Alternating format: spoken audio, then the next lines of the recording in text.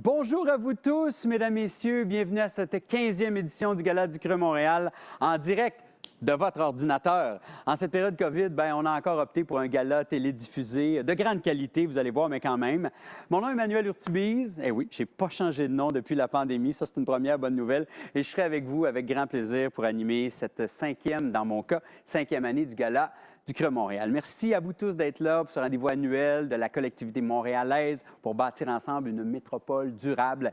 Et cette année, on sera encore plusieurs centaines à découvrir, à s'inspirer, à célébrer les réalisations exceptionnelles mises en candidature par des organismes de toute l'île de Montréal. Et vous savez que même si le gala, encore une fois, cette année, est exceptionnellement en version virtuelle, nous espérons que l'énergie et l'effervescence se rendent jusqu'à vos écrans. Alors, je vous demande tout d'abord, tout au long du gala, d'utiliser notre mot-clic. Il n'a pas changé, c'est toujours le hashtag Gala Creux Montréal pour inspirer encore plus de gens de vos communautés, s'il vous plaît. Étant donné que le réseautage, ce n'est pas possible cette année, ça reviendra un jour. On va débuter quand même le gala avec un super panel sur le thème de la carboneutralité et de la résilience. Il y a 5 acteurs-actrices des domaines économiques, philanthropiques, municipaux et communautaires qui échangeront sur les enjeux de l'île de Montréal. S'en suivra à 13 h la cérémonie de remise des gemmes. Alors, nos trophées, nos fameux magnifiques trophées en verre soufflé réalisés par une artisane québécoise, dis-je bien. Et avant de passer la parole à l'animatrice du panel, j'aimerais rappeler que le gala est organisé par le Conseil régional de l'environnement de Montréal et il est rendu possible, vous comprendrez, grâce à la précieuse contribution financière, tout d'abord de notre partenaire distingué, le Partenariat Climat Montréal, nos partenaires influenceurs Communauto et la Ville de Montréal, notre partenaire associé Hydro-Québec, nos alliés, c'est-à-dire Énergir, le Fonds de solidarité FTQ, le Port de Montréal et Recyc Québec et finalement notre collaborateur Autorité régionale de transport métropolitain. Alors maintenant que les politesses sont faites, j'ai le plaisir de passer le micro dans quelques instants pour l'animation du panel à Mme Mélanie Lebert. Mais juste avant, j'aimerais vous la présenter comme il se doit. Alors, Mélanie, au cours des dernières années, a travaillé sur une grande variété de projets allant de l'analyse du premier plan directeur de transition énergétique Québec pour la Régie de l'énergie à celle de plusieurs projets de loi environnementaux en commission parlementaire. Et plus récemment, elle a coordonné le comité consultatif sur le climat en amont de la création du plan climat de la Ville de Montréal. Mélanie est aujourd'hui directrice générale du Partenariat Climat Montréal, une initiative indépendante qui vise à mobiliser les forces économiques, philanthropiques, institutionnelles et communautaires pour accélérer la décarbonisation de la métropole et bien sûr renforcer sa résilience. Alors, chère Mélanie, c'est avec un plaisir et un honneur que je vous cède la parole et moi, je vous retrouve dès 13 h pour le début de la remise, de la cérémonie, en fait, de remise des gemmes. À tout de suite. Merci beaucoup, Manuel, pour cette introduction. Ça me fait vraiment plaisir d'être là avec vous aujourd'hui.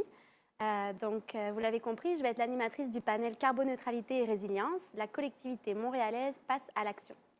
Alors, le sujet du panel d'aujourd'hui, il a été établi dans le contexte où la Ville de Montréal, comme beaucoup d'entre vous le savent, a adopté en décembre dernier son premier plan climat, qui a pour objectif la carboneutralité et la résilience de la métropole d'ici 2050. Et donc, cet objectif, il doit être commun et collectif. Et c'est pourquoi nous avons invité aujourd'hui des actrices et acteurs de 4 domaines phares de la communauté, soit économique, philanthropique, municipal et communautaire. Alors, laissez-moi prendre le temps de vous présenter nos 4 experts de la journée. Alors, premièrement, Sidney Ribault, que beaucoup d'entre vous connaissent déjà. Sidney est directeur de la transition écologique et de la résilience de la Ville de Montréal. Il a cofondé Équiterre, a présidé son conseil d'administration jusqu'en 1998 et a par la suite été directeur général jusqu'en 2019. Il a participé à l'élaboration, la mise en œuvre et au financement de l'ensemble des stratégies et projets de l'organisme, du commerce équitable à l'agriculture locale et biologique, en passant par la mobilité et les changements climatiques. Fellow d'Ashoka en 2007 et récipiendaire du premier prix canadien de l'innovation environnementale remis par la Société géographique royale du Canada en 2009, il a également contribué aux efforts de coalition citoyenne pour la ratification du protocole de Kyoto par le Canada. Et depuis mai 2019, à titre de directeur du Bureau de la transition écologique et de la résilience de Montréal, il a pour mandat d'élaborer et de mettre en œuvre un ambitieux plan sur les changements climatiques. Notre deuxième invité aujourd'hui, c'est Emmanuel Rondia, que beaucoup d'entre vous connaissent aussi. Donc Emmanuel est directeur général du Conseil régional de l'environnement de Montréal. Il cumule plus de 15 années d'expérience en gestion de projet et en concertation. Et depuis son arrivée au Creux Montréal en 2013, il a successivement occupé les postes de chargé de projet, de responsable des campagnes espaces verts et milieux naturels, puis de directeur général par intérim. Il a entre autres coordonné plusieurs projets et campagnes d'adaptation au changement climatique, dont la campagne ILO. Emmanuel est titulaire d'un diplôme d'ingénieur électromécanicien, orientation énergie de l'université Louvain-la-Neuve en Belgique, et il a complété un programme court de 2e cycle en éducation relative à l'environnement à l'Université du Québec à Montréal. Alors merci Emmanuel d'être là.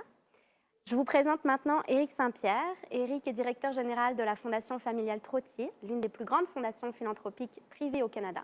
Et sous la direction d'Éric, la Fondation a opéré la transition de ses actifs vers des investissements durables et d'impact, a augmenté le montant octroyé aux subventions en changement climatique et a contribué à bâtir de nouvelles initiatives visant à accélérer la transition vers une économie durable, sobre en carbone. Il est cofondateur de la Ligue des communautés canadiennes sobres en carbone, aussi connue sous le nom de LC3, président du Fonds Climat du Grand Montréal, coprésident du Partenariat Climat Montréal et siège aussi au conseil d'administration de financeurs en environnement au Canada. Et enfin, je vous présente Nathalie Voland, qui est présidente de gestion immobilière Covadis. Nathalie réinvente le processus de développement immobilier depuis 25 ans. Ses racines en tant que travailleuse sociale lui permettent d'avoir une conception unique et avant-gardiste des bâtiments pour unir les communautés et défendre l'environnement. Elle siège à plusieurs conseils d'administration, dont le Quartier de l'innovation, le Fonds Climat du Grand Montréal et le Partenariat Climat Montréal. Nathalie est candidate au doctorat et membre de la chaire d'excellence Concordia en recherche sur les villes intelligentes et résilientes et du Next Generation Cities Institute, qui favorise la durabilité de l'environnement bâti. Alors pour tout son travail et son implication, Nathalie a d'ailleurs été nommée pour le prix Clean 50 2021 il y a quelques jours. Alors le but de ce panel aujourd'hui, ça va être d'aborder la question du « et maintenant, on fait quoi, avec qui et comment ?» Donc vaste question à laquelle on va essayer d'apporter des réponses concrètes. Alors la conférence va être séparée en 2 parties. La première partie va consister en des questions dirigées. Les panélistes vont avoir 3 minutes chacun pour répondre à ces questions qui ont été préétablies. Puis pour la deuxième partie, les questions du public, les panélistes vont répondre à quelques questions qui seront posées par les membres de l'auditoire sur le chat Zoom. Alors je pense que maintenant on peut passer à table avec la première question. Est-ce que vous êtes prêts? C'est beau pour vous? Alors la première question est comment est-ce que vos secteurs d'activité s'impliquent-ils dans la transition écologique? Puis selon vous, quels sont les rôles plus spécifiques que vous avez à jouer afin d'appuyer l'effort collectif vers la carboneutralité et la résilience? Alors je commencerai peut-être par Sydney pour représenter le secteur municipal. Merci Mélanie. Bien, évidemment, vous l'avez déjà mentionné, la Ville de Montréal vient d'adopter un plan climat 2020-2030. Ça fait partie du rôle des gouvernements et des municipalités de tracer un peu la voie où nous, on veut aller comme municipalité, mais où on veut amener l'ensemble de la collectivité aussi. Je vous donnerai 2 exemples concrets. Il y a 46 actions, il y a beaucoup de choses qui se retrouvent dans ce document-là, mais 2 exemples pour qu'on comprenne un peu le genre de choses qu'on va faire dans les prochaines années à la Ville. La première, c'est un enjeu qui, moi, mais plusieurs autres ont soulevé au fil des ans, de la question de la cohérence des gouvernements et des municipalités. Comment on s'assure que tous les ministères d'un gouvernement tirent tous dans la même direction ou que tous les services d'un service municipal? Et donc, la Ville met en place un test climat. Ça a l'air facile à dire comme ça, mais dans les faits, c'est assez complexe pour s'assurer que chaque décision qu'on prenne, à chaque fois que la Ville dépense de l'argent, adopte un programme, adopte un règlement, on se pose la question, est-ce qu'il va y avoir un impact sur le climat, les gaz à effet de serre, l'adaptation au changement climatique, et est-ce qu'on peut faire mieux ou est-ce qu'on peut, dans certains cas, ne pas faire le projet parce qu'il va avoir un impact négatif ou faire un autre projet qui aura un impact positif. Alors, on va s'appliquer cette règle-là à nous-mêmes. Ça, c'est ce qu'on va faire. C'est une des choses qu'on va faire à l'interne. Puis à l'externe, on va s'attaquer à la plus grande source de gaz à effet de serre à Montréal, qui est les énergies fossiles qui sont utilisées pour le chauffage des bâtiments. Donc, on va réglementer les gaz à effet de serre des bâtiments. C'est un engagement très fort dans le plan climat. Et c'est un défi parce qu'on ne pourra pas faire ça du jour au lendemain avec tous les bâtiments qu'il y a à Montréal. Alors, c'est 2 exemples de choses qu'on va faire dans les prochaines années. Bien, merci Sydney. Puisqu'on parle de bâtiments, ça m'intéresserait d'avoir l'avis de Nathalie. Nathalie, est-ce que vous pouvez nous donner un peu l'image que vous avez du rôle à jouer justement dans cette transition écologique pour le secteur immobilier? Quand on parle d'immobilier, c'est quand même un assez grand joueur pour attirer l'attention de réduire notre empreinte. Il y a presque 40 de nos gaz à effet de serre qui sont associés à les édifices. Mais quand même, on a besoin aussi de parler de la développement durable, mais dans un cycle de vie pour les buildings. Parce que la problématique, c'est qu'on a beaucoup d'attention maintenant au sujet de l'efficacité d'énergie dans les édifices. Mais il y a deux différents types de carbone. Il y a opérationnel, mais il y a aussi l'empreinte qui est associée à les matériels, la section de construction. Et je pense que ça, c'est un secteur qui est vraiment très oublié. Parce qu'on travaille beaucoup sur l'efficacité d'énergie, qui est importante, mais il y a des deux côtés. Problématique aussi au sujet des bâtiments, c'est que les promoteurs privés ou les propriétaires privés ne sont pas nécessairement engagés dans le processus pour le changement climatique qui sont associés dans les buildings. Pourquoi? Ils n'ont pas beaucoup des informations comment le faire. Ils n'ont aucun support habituellement avant qu'on discute le plan climat et tout, et qui n'ont pas des ressources et les plans d'affaires pour réaliser les projets. Alors, c'est bien que quand même la Ville de Montréal a parlé de leur opportunité pour les buildings parce qu'ils ont le pouvoir de faire des changements assez importants pour leurs édifices.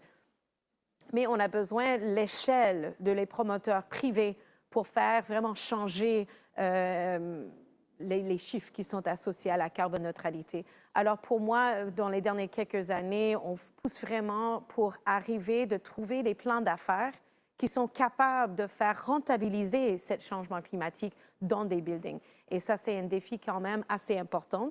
Mais à faire les affiliations avec les fondations, avec la ville, avec même les universités, on est capable de travailler intersectorial dans une façon de créer une opportunité d'échange d'informations, comment le faire, et on a besoin d'embarquer le finance pour trouver une façon de financer ces augmentations des coûts qui sont associés pour faire des améliorations dans les édifices. Ben, merci Nathalie. Emmanuel, vous aussi, vous êtes très impliqué dans toutes ces questions de changement climatique depuis longtemps au Creux Montréal. Est-ce que vous pouvez nous donner un peu une idée de qu'est-ce que vous, selon vous, le milieu communautaire peut vraiment faire comme rôle dans toute cette lutte-là? Ben, c'est sûr que le milieu communautaire a un grand rôle à jouer. Puis je pense qu'à Montréal, on a la chance d'avoir un milieu très effervescent communautaire avec beaucoup d'organismes actifs en environnement, en mobilité durable, qui agissent à plein d'échelles aussi, de l'échelle très locale à l'échelle régionale comme le CRA. Donc chacun de ces organismes-là a en fait un rôle à jouer, autant en accompagnement, puis Nathalie le soulignait, le besoin d'un accompagnement, le besoin d'un soutien. Donc il y a des expertises vraiment très intéressantes et riches au sein de nos organismes qui peuvent travailler autant avec un promoteur qu'avec la ville, qu'avec d'autres groupes citoyens. Donc ce rôle de fédérateur puis de partage de l'information et des connaissances, c'est un des rôles importants pour le milieu communautaire. Après, il y a cette capacité d'agir aussi assez rapidement. On a une flexibilité d'intervention puis une flexibilité d'action qui nous permet de développer des projets assez rapidement, parfois de petite ampleur, mais qui servent un peu de bougie d'allumage à des démarches beaucoup plus macro portées après, qui peuvent être prises par la ville, qui peuvent être prises par des arrondissements. Donc, on a cette, par notre taille, puis c'est un avantage et un inconvénient, mais cette flexibilité-là et cette agilité-là nous permet de lancer des idées, d'essayer des choses aussi, puis après de les amener à une échelle plus grande. Puis le dernier point, je pense, c'est la société civile de façon générale, puis ça rejoint un peu la question du test climat, mais d'une autre façon, c'est un peu on a un rôle de vigilance aussi dans la cohérence des actions, puis dans les choix qui sont faits en matière d'aménagement du territoire. Donc, tous les organismes environnementaux n'ont pas cette mission-là, mais le CRA, par exemple, on joue ce rôle de s'assurer que les décisions qui sont prises aux différents paliers gouvernementaux sont cohérentes et vont nous aider à atteindre les objectifs et ne viennent pas justement tirer en arrière des choix qui pourraient avoir un impact sur le long terme. Merci. Puis je serais curieuse d'entendre l'avis d'Éric Saint-Pierre aussi, parce que souvent, le milieu philanthropique reste un peu en background. Les gens ne sont pas forcément conscients de tout ce que le secteur philanthropique peut faire aussi en la matière. Fait que je vais être curieuse de t'entendre, Éric. Oui, absolument. Donc, le monde philanthropique est quand même un monde spécial. Donc, notre Fondation Trottier, on a des actifs et puis on octroie des subventions. Donc, ça, c'est le modèle traditionnel de la philanthropie. Donc, c'est certain pour nous, comme fondation, on octroie des subventions à des bons groupes, des charités montréalais, des charités canadiennes, comme Équiterre, David Suzuki, le CRA et puis d'autres groupes. On peut aussi investir notre capital. Donc, on exclut les fossiles de nos investissements. Mais on peut aussi faire des investissements directs dans des compagnies qui sont très innovatives, des obligations vertes. Et troisièmement, on peut C'est-à-dire, aussi gérer des nouveaux programmes ou vraiment prendre le risque dans des nouvelles initiatives. Donc, c'est un peu ce qu'on avait fait l'année dernière avec la Ville de Montréal. Donc, on avait supporté la Ville de Montréal, C40 Cities. On a mobilisé beaucoup de fondations philanthropiques. Et vraiment, le but, c'était d'apporter des ressources, la capacité pour vraiment accélérer le plan de la Ville. On a fait la modélisation qui a tourné la cible de 55 pour 2030. On a apporté des solutions techniques. Donc, c'est un peu notre rôle comme fondation. On peut supporter des lacunes ou des vides. Peut-être pour retourner sur l'aspect des édifices, je pense une opportunité aussi, c'est vraiment le financement mixte. Donc, de trouver des solutions où on peut investir du capital, vraiment suivre les modèles comme la Fondation fait avec Sofiac. Donc, vraiment un modèle de financement mixte pour vraiment accélérer la réduction des GES dans les édifices.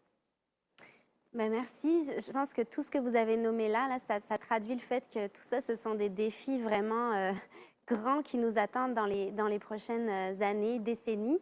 Puis nos objectifs sont ambitieux, mais là, je vous poserai la question justement de savoir bien, comment est-ce qu'on va faire, quels facteurs, selon vous, pourraient engendrer des changements en profondeur, à grande échelle, dans chacun de vos secteurs. Alors, peut-être Emmanuel, si tu veux commencer. Je peux commencer, mais je pense que c'est un peu l'objectif de notre discussion, mais aussi on voit émerger ce travail collectif. Je pense qu'on est sorti du travail en silo où chacun fait avancer ses projets. L'idée, si on veut atteindre les cibles qui sont, dont c'est doter la ville, entre autres, c'est sûr que ça va passer par un travail collectif de l'ensemble de la société. L'autre point, je pense, qui est important, c'est qu'on va devoir passer par des mesures peut-être moins consensuelles, puis être plus drastiques dans nos actions, puis dans nos décisions, parce qu'on sait que l'atteinte de ces cibles-là, ça va passer par des changements quand même en profondeur de notre façon de nous déplacer, de nos façons de consommer. Donc, je pense c'est un des leviers importants là, l'urgence climatique est là. Puis si on tarde trop ou si on a des gestes trop faibles, en fait, ou trop mous, on risque peut-être de rater la cible. Donc, c'est cette nécessité d'être plus peut-être drastique, c'est peut-être pas le terme exact, mais de plus agressif et plus incisif dans nos actions. Je pense que ça va être quelque chose vraiment d'important. Puis le troisième point, je dirais, c'est de s'assurer que tout percole dans la réglementation puis dans les outils législatifs et de planification, parce qu'on a vraiment... C'est un levier, oui, les incitatifs, puis on va dire la carotte, mais après, il y a peut-être le bâton aussi, puis le volet réglementaire est un levier très fort qu'on ne peut pas échapper, parce que sinon, on va toujours compter sur la bonne volonté des différents acteurs. Mais justement, qu'est-ce que la ville, au niveau municipal, qu'est-ce qu'on peut faire par rapport à ce que Emmanuel vient de dire sur toute la question de comment est-ce que le rôle de la ville peut jouer, dans le fond, pour réussir à atteindre ses objectifs ambitieux, puis réussir à répondre à cette demande aussi de réglementation?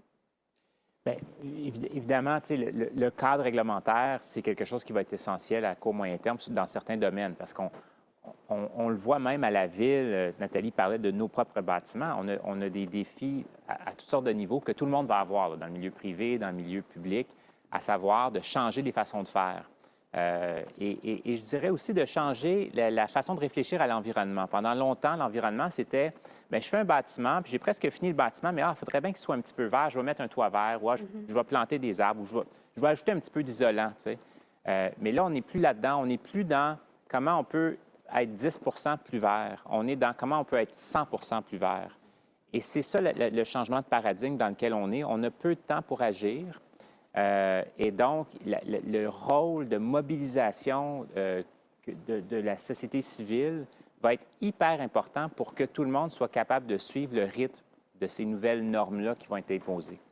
Oui, c'est une excellente réponse. Je pense que c'est assez clair. Puis, qu'est-ce que le monde philanthropique, dans le fond, peut apporter là-dedans?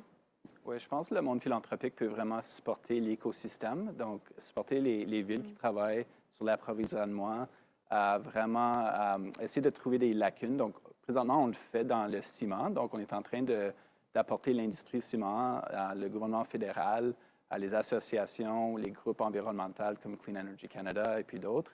Et vraiment, on apporte tout le monde à la table et puis on essaie de voir des solutions. Et c'est certain que nous, comme fondation, on peut faire la concertation, donc on peut apporter des acteurs à la table ou par Zoom, mais on peut aussi subventionner des groupes qui peuvent travailler dans certains domaines. Donc ça, c'est un secteur, le ciment, par exemple, qu'on veut vraiment travailler dans les prochaines années parce que je pense que ça peut avoir un impact. Donc, pour répondre à ta question, je pense que le monde philanthropique peut vraiment supporter l'écosystème. Et quand il y a des opportunités, de vraiment saisir les opportunités, de créer des nouvelles initiatives et aussi mobiliser le monde philanthropique, donc apporter des autres gros joueurs pour également financer. Puis Nathalie, dans le fond, qu'est-ce que tout le secteur du bâtiment, puis même économique, en fait, peut faire là-dedans? C'est quoi les facteurs de succès pour arriver à atteindre ces objectifs? Et est-ce qu'il y a des obstacles majeurs qu'il va falloir réussir à adresser? Le problème avec le secteur privé immobilier, c'est qu'il y a beaucoup de la compétition des différentes valeurs. Right? La problématique, c'est que on a des choses à livrer à nos actionnaires au sujet de la rentabilité. On a les lois à faire suivre qui sont des réglementations gouvernementales et on a quand même des défis de l'expertise pour le faire. Mais quand on a des discussions, moi, je parle beaucoup de le périmètre des différents besoins. Right? Alors, si on veut avoir une ville abordable et on veut avoir une ville inclusive et on veut avoir une ville verte, c'est cher. Alors, on a besoin d'avoir une discussion. C'est quoi qui est plus important et c'est quoi on est capable de livrer. Et ça ne pourrait pas juste sur le dos des promoteurs privés, exemple, pour réduire les besoins de la ville, bon, augmenter les besoins de la ville, mais sur le dos privé. Le problème, c'est que si on a le 20-20-20 parce qu'on veut être quand même abordable pour la ville de Montréal et on ajoute aussi des règlements au sujet de l'environnement, c'est un problème même pour les promoteurs comme moi qui sont verts, social, B Corp, parce que les chiffres sont les chiffres. Mais on a besoin de regarder ça comme une opportunité économique. Au lieu de juste toujours avoir les règlements, parce que quand même, je dis toujours que l'argent privé est liquide. Si c'est trop difficile à investir à Montréal, ils vont y aller ailleurs. C'est quoi qui arrive? On augmente les prix et là, on a un problème d'abordabilité. Alors, on ne veut pas augmenter les besoins pour l'environnement qui cause des problèmes pour la rentabilité, pour les besoins sociaux aussi, la communauté. On a besoin de toujours réagir de People, Profit, Planet. Si on fait ça, on a besoin de regarder que le plan d'affaires devrait être complètement changé. Et il y a des incentives, en plus que juste les règlements qu'on parle, qui sont faits autour du monde, qu'on est capable à faire. Alors, je pense que règlements, les carottes et les bâtons, on a besoin d'y aller les deux côtés. Mais les promoteurs pourraient aussi le voir que c'est une opportunité économique. Exemple, nous, on a des règlements très stricts dans nos édifices. Avec la pandémie, on a perdu certaines zones de nos clients au sujet du faillite. Et on a déjà rempli tous nos édifices à 100% avec des nouveaux locataires parce qu'ils savent qu'on est social, environnement et tout. Alors peut-être j'ai dépensé un peu plus pour les autres, j'ai réduit mes revenus parce que je suis plus abordable. Mais pour moi, les carrying costs sont moins parce que je suis pleine. J'ai plein? Non, je suis pleine. Not me, the buildings. Alors, c'est très important qu'on a besoin de regarder nos plans d'affaires dans une autre façon. Pas, toujours avec les mêmes petits morceaux de la rentabilité. Alors, je pense que si on est capable de travailler ensemble et qu'on peut prouver que c'est rentable d'être mieux pour l'environnement et qu'on ne parle pas juste de règlement, mais aussi les aides financières, Sofiac, Trottier, la ville, on est capable de travailler ensemble et trouver des façons que Montréal peut être la plus belle exemple canadienne de l'efficacité des énergies des édifices. Bien, ça fait un super beau lien avec la troisième question, dans le fond, qu'on voulait aborder pendant ce panel, qui est en fait, tout ça traduit le fait qu'on a besoin d'avoir une approche ambitieuse et collective à la fois. Puis l'intersectorialité et la collaboration sont deux éléments clés, évidemment, pour aller dans ce sens-là. Alors, selon vous, comment est-ce qu'on peut favoriser cette collaboration? Est-ce que vous avez des exemples d'initiatives porteuses que vous pourriez citer aujourd'hui? Alors, je commencerai peut-être par Éric. Oui, mais c'est certain, après l'annonce du plan plan climat de la Ville de Montréal, on s'est vraiment posé la question comment on peut mobiliser, parce que c'est bon d'avoir un plan, mais maintenant, il faut le voir en action, il faut décarboniser les édifices, transport, industrie. Donc, on se pose cette question présentement, comment on peut mobiliser les acteurs qui ne sont normalement pas impliqués dans l'environnement.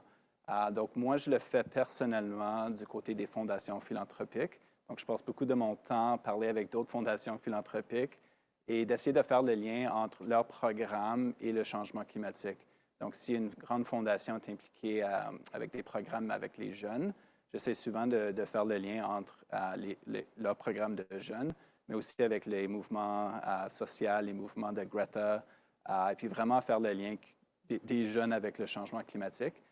Donc, ça, c'est un rôle unique pour moi-même. Donc, je fais souvent ce lien. J'essaie d'apporter d'autres fondations philanthropiques pour vraiment réfléchir sur l'environnement, vraiment réfléchir et agir sur le changement climatique. Et aussi du côté montréalais, parce que j'habite à Montréal, c'est ma maison. Je suis vraiment concentré sur le plan climat, puis essayer de voir comment on peut apporter des entreprises, des institutions, mes voisins, mais vraiment des personnes qui normalement ne réfléchissent pas à l'environnement, au changement climatique. Je pense qu'on doit les apporter avec nous. Nathalie, vous avez abordé tantôt ce besoin d'aller faire des synergies entre les différents secteurs d'activité. Est-ce que vous avez des initiatives en tête à partager avec nous aujourd'hui à ce propos? Je peux parler de le C40 Reinventing Cities. On est fiers d'être un des finalistes. C'est la première fois qu'on prend nos concepts et on les met dans un projet réel, dans une façon d'idéation. Alors, les 10 défis de changement climatique directement qui sont associés à le C40 nous abordent les questions avec tous les parties prenantes, la société, les universités, les ingénieurs, les architectes. Et parce qu'on a besoin de livrer la marchandise des 10 défis changement climatique dans l'édifice, je pense que c'est vraiment une bonne opportunité de penser ailleurs de juste le business as usual. Mais on peut aussi regarder que les partenariats entre les universités et les promoteurs, comme le Next Generation Cities Institute de Concordia, c'est une façon d'avoir tout le faveur de l'académie dans une façon de le mettre directement dans les business. Parce que les promoteurs immobiliers n'ont pas vraiment des fonds de recherche et développement. Et pourquoi pas avoir une opportunité de partager ça avec tous les promoteurs? Alors, je pense que ça arrive, et même avec la Chine-Est, qu'on a travaillé ensemble pour le écoquartier à la Chine-Est, je m'excuse, c'est ma fille, c'est une urgence. Alors là, la situation, c'est que... Sorry, how do I get rid of this? C'est juste, quand c'est une urgence, j'ai besoin de toujours avoir mon téléphone pour les enfants. Anyway, l'idée, c'est d'avoir une opportunité de gouvernance avec une ville, de travailler ensemble avec les promoteurs et les citoyennes engagés.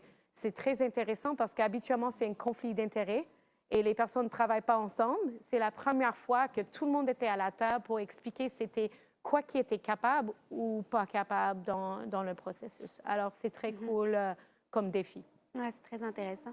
Puis Emmanuel, le Creux Montréal est aussi au cœur de beaucoup de discussions à Montréal par rapport à la lutte au changement climatique.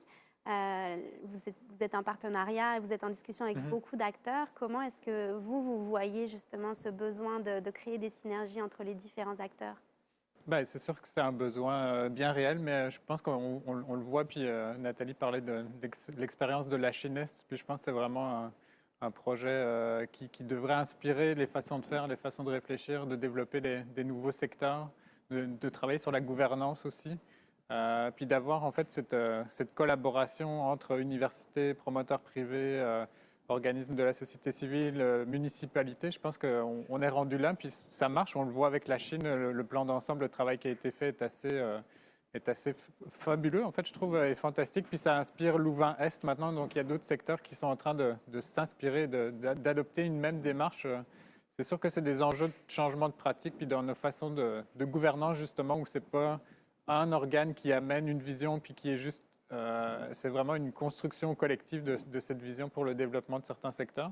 Puis je vois aussi en fait, toute la démarche du plan d'urbanisme et de mobilité qui est en cours actuellement et une belle plateforme aussi pour amener en fait, l'ensemble de la collectivité à s'impliquer dans ce processus-là, pas à le voir comme un processus pour initier, mais vraiment arriver à amener l'ensemble des acteurs amener le volet social, le volet environnemental, le volet économique, comment on aménage notre territoire de façon collective, puis comment on prend en compte tous les besoins. Donc, je pense que ce momentum du plan d'urbanisme est vraiment à saisir parce que c'est là aussi qu'on va faire atterrir certaines actions du plan climat, entre autres. Donc, ce volet-là est vraiment important. Puis sinon, sur les collaborations, c'est certain que nous, que ce soit dans l'Est, dans le cadre de notre campagne ILO, on travaille avec les universités, c'est des projets avec les groupes citoyens. Donc, il y a cette dynamique en fait de collaboration, puis de partage, puis d'expertise aussi qui est différente entre un groupe citoyen qui connaît très bien son quartier versus un universitaire qui peut avoir une vision plus macro des enjeux.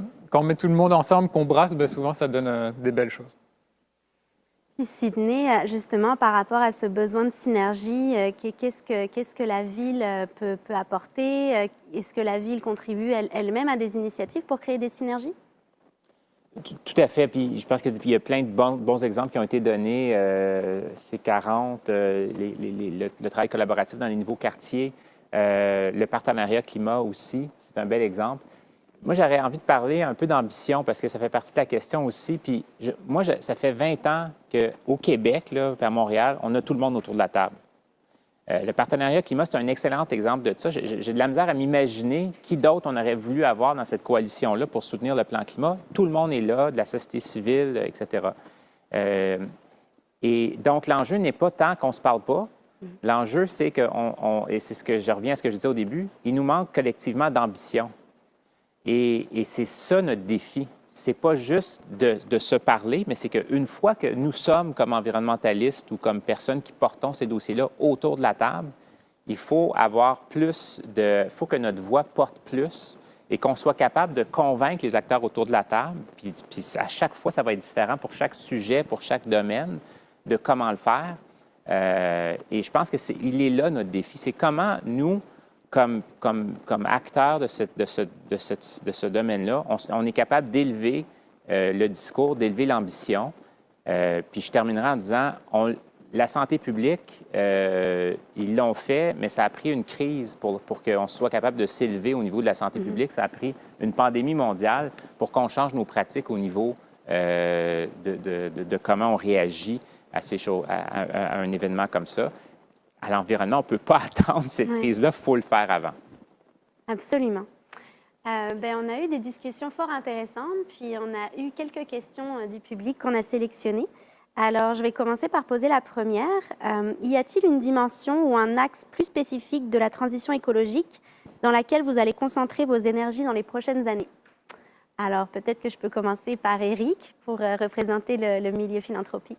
C'est certain, on est dans l'urgence climatique. Donc, comme souvent c'est dit en anglais, all hands on deck. Donc, notre fondation, on va s'attaquer à tout. Donc, à l'efficacité énergétique, transport, les émissions industrielles, donc à la finance aussi. Donc, on n'exclut rien. Mais on est vraiment excités d'une nouvelle initiative, le Fonds climat du Grand Montréal, où on a travaillé avec The Atmospheric Fund à Toronto, avec FCM. Sydney est impliquée aussi, puis Nathalie aussi est impliquée, Emmanuel éventuellement, tout le monde est invité. Mais vraiment, le but, c'est de voir comment on peut avancer des projets concrets et vraiment de les apporter à l'échelle. Donc, comment on peut décarboniser des édifices, trouver le financement, donc le Fonds climat peut investir son propre capital, et vraiment trouver des nouveaux modèles où on peut vraiment accélérer et vraiment faire des projets concrets. Donc, c'est un exemple de quelque chose que j'ai très hâte. Je pourrais parler pour 5 heures de toutes les autres initiatives, mais je vais peut-être passer la parole.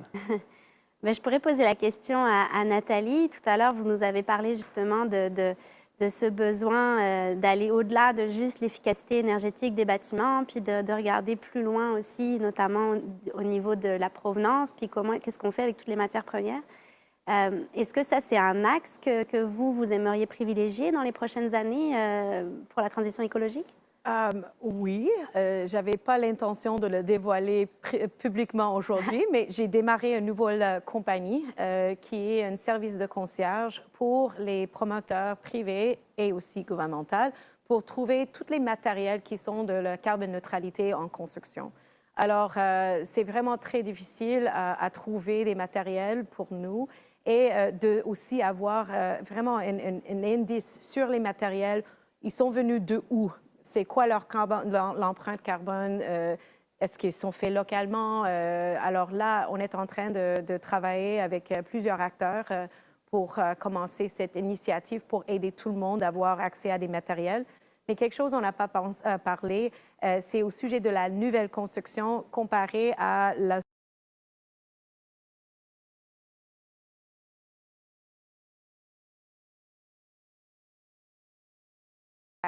qu'un édifice qui est de nouveau construction. Et maintenant, avec la situation des augmentations des prix de matériel de construction durant la pandémie, c'est encore plus important de regarder, peut-être c'est encore plus efficace et mieux pour l'environnement de rénover les anciens édifices que de les faire mettre à la terre et construire un nouvel édifice qui est plus efficace. Alors, on a besoin de regarder le cycle de vie des édifices. Et comme j'ai dit, ce n'est pas une question de patrimoine, c'est une question environnement et budget. Parce que c'est moins cher parfois de rénover une ancienne et faire une augmentation, un ajout, whatever, mais de regarder la façon de réutiliser notre stock qu'on a déjà à Montréal. Ah, c'est très intéressant. Je poserais peut-être aussi cette question à Emmanuel, parce que le Creux, là, vous agissez sur beaucoup d'axes différents, mais notamment sur la question de l'adaptation au changement climatique. On a beaucoup parlé de la nécessité de réduire les émissions de gaz à effet de serre, mais je serais curieuse aussi d'entendre un peu parler le Creux sur la nécessité aussi de s'adapter à tous les changements qui s'en viennent. Ben oui, c'est sûr que toute la question de l'adaptation puis de la résilience, on le vit avec les vagues de chaleur, on le vit avec les inondations. Donc, on a concrètement, on peut expérimenter les impacts des changements climatiques puis la nécessité de s'adapter à ce niveau-là. Puis oui, il y a toute une démarche puis une grande mobilisation sur la plantation d'arbres. Le plan climat vise 500 000 arbres à planter. Il y a une mobilisation de la société civile via l'Alliance Forêt urbaine, entre autres, qui est déjà très active. Mais on a aussi tout le volet de gestion durable des eaux pluviales. Je pense que c'est un volet sur lequel on peut mettre plus d'attention puis qui est très complémentaire aux questions de verdissement. Et là-dessus, je pense qu'il y a des gains assez à court terme qui sont réalisables en matière de... On voit apparaître les saillies drainantes. Ça devrait être comme une pratique qui est uniformisée à l'ensemble des projets. Il y a la question des places résilientes aussi. Donc, tout ce volet de comment on gère notre eau d'une autre façon que de l'envoyer dans les tuyaux, comment ça vient aider la biodiversité, comment ça nous permet aussi de créer des îlots de fraîcheur dans nos milieux de vie.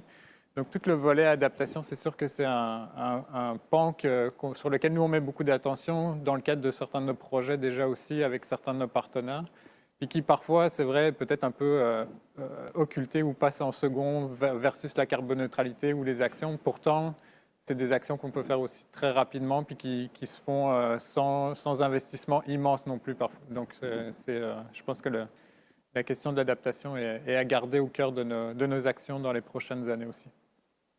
Est-ce que la question de l'adaptation est aussi une priorité dans les actions municipales? Est-ce qu'il y a des gains à court et moyen terme à aller chercher, à la fois au niveau de l'adaptation puis aussi au niveau de la mitigation pour la ville? Quels seraient les plus grands gains en fait, à faire dans les prochaines années? Bien, Emmanuel en a parlé. C'est certain que le plan climat, c'est un plan qui aborde à la fois la réduction des gaz à effet de serre et l'adaptation. Donc, il y a beaucoup de choses qu'on veut faire en adaptation. La question du verdissement est importante. On veut passer à Montréal de 6 à 10 d'espace vert. Donc, ça, juste en soi, c'est des centaines de millions de dollars d'investissement dans les prochaines années pour arriver à faire ça. Pour des bénéfices climatiques, mais aussi des bénéfices humains et de qualité de vie et de santé. Donc, il y a plein de raisons qu'il faut faire poser ces gestes-là. Donc, oui, la Ville est très engagée du côté de l'adaptation aussi. Et les autres éléments, on en a déjà parlé, c'est le transport. C'est le transport et les bâtiments. On a beaucoup parlé aujourd'hui de bâtiments, puis je suis content parce que c'est un sujet dont on parle moins généralement, mais c'est un dossier extrêmement important auquel il faut s'attaquer avec toute la complexité de bien doser le soutien, l'accompagnement, le financement et la réglementation pour que s'assurer que ça ne soit pas juste les meilleurs qui font des choses, mais que tout le monde suive le bal. Puis je terminerai simplement en disant, c'est vrai qu'il y a une complexité dans tout ça, puis que ça va me demander un grand effort. Mais en même temps, quand on regarde ce qu'on doit faire à l'échelle d'une ville comme Montréal, on peut le résumer assez simplement. Il faut réduire drastiquement la consommation d'énergie fossile dans les bâtiments. Il faut évidemment réduire les déplacements motorisés, les personnes qui sont seules dans des voitures à essence. Et finalement, il faut verdir, puis Emmanuel en a bien parlé. Dans le fond, on a 3 grands chantiers sur lesquels il faut agir. C'est clair. J'ai une autre question qui est apparue sur le chat. En termes d'efficacité énergétique, n'est-il pas plus difficile et dispendieux de faire un bâtiment en rénovation par rapport à une nouvelle construction efficace? Je pense que cette question s'adresse à Nathalie. La réponse est non. Je pense que tout le monde utilise que c'est plus facile à le faire dans une nouvelle construction parce que vous avez beaucoup plus de contrôle. Alors, les ingénieurs et les architectes et les personnes qui sont en mécanique bâtiment, I'm saying it wrong, ils sont vraiment plus à l'aise de regarder quelque chose de nouveau. C'est beaucoup plus compliqué de regarder l'enveloppe d'un ancien édifice parce qu'on ne sait pas exactement c'est quoi en arrière du mur. La plupart des plans ne sont pas là au sujet de comment l'édifice était construit, mais quand même, si on parle de embedded carbon, c'est complètement différent. Mais avec un changement, habituellement, il y a des personnes qui viennent chez nous à Dump Park, exemple, et qui regardent que, on a besoin d'augmenter l'enveloppe de le building. Mais on a 3 pieds d'épaisseur de briques. Alors quand même, on est bien là. Peut-être on a besoin de changer nos fenêtres et changer l'enveloppe du toit, exemple. Mais il y a des choses qui sont déjà à l'intérieur du building qui sont de bonne qualité. Alors, on a besoin quand même que les écoles comme ETS, Concordia, whatever, qui vraiment faire former les ingénieurs en mécanique, de regarder les anciens édifices comme une opportunité. Parce que ce n'est pas si difficile que ça. C'est le monde du tout le monde qui est justifié qu'on a besoin de démolir et reconstruire. Je ne dis pas que tous les édifices, c'est bien à sauvegarder, mais je peux dire que ce n'est pas si difficile que ça. J'ai une autre question, je pense, qui s'adresse à tous les panélistes, en fait, qui est très intéressante. Au niveau des différents projets structurants sur la transition, comptez-vous vous faire entendre pendant la ou les périodes électorales qui arrivent à grands pas? Alors, je commencerai peut-être par Éric. C'est certain, comme Fondation philanthropique, on a des règlements avec l'Agence Revenu Canada. Donc, on doit vraiment faire attention d'être partisane, donc de supporter des groupes politiques. On a cette réflexion présentement au côté fédéral. Donc, on supporte déjà des groupes qui essaient de mobiliser les jeunes pour aller voter, mais pas nécessairement pour aller voter pour ce parti-là ou là. Donc, on le fait, on est en mode de réflexion, mais on doit faire attention aussi, juste pour respecter ces règles. Mais c'est certain que quand il y a une élection, il y a une nouvelle administration, il y a un nouveau gouvernement, ça peut vraiment changer les politiques publiques. Donc, c'est un sujet qui nous intéresse fortement. On avait supporté un groupe qui avait travaillé avec les conservateurs, le Parti fédéral conservateur, sur un plan climat.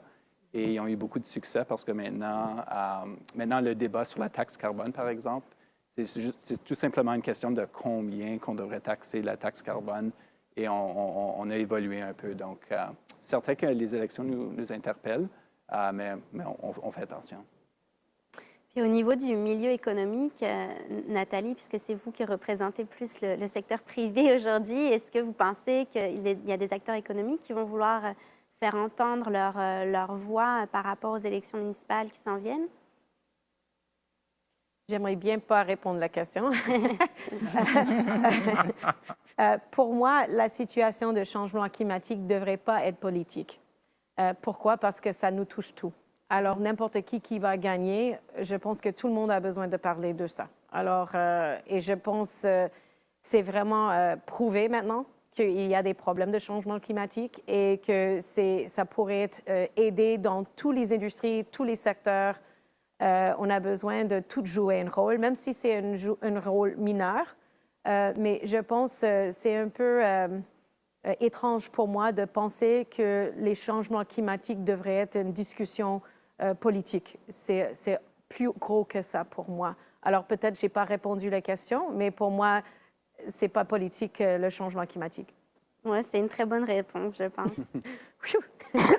Oui. Mais peut-être que j'entendrai aussi, Sydney, plus sur la question de, justement, vous avez vraiment beaucoup travaillé au Bureau de la transition écologique là, ces dernières années sur toute l'élaboration de ce plan climat.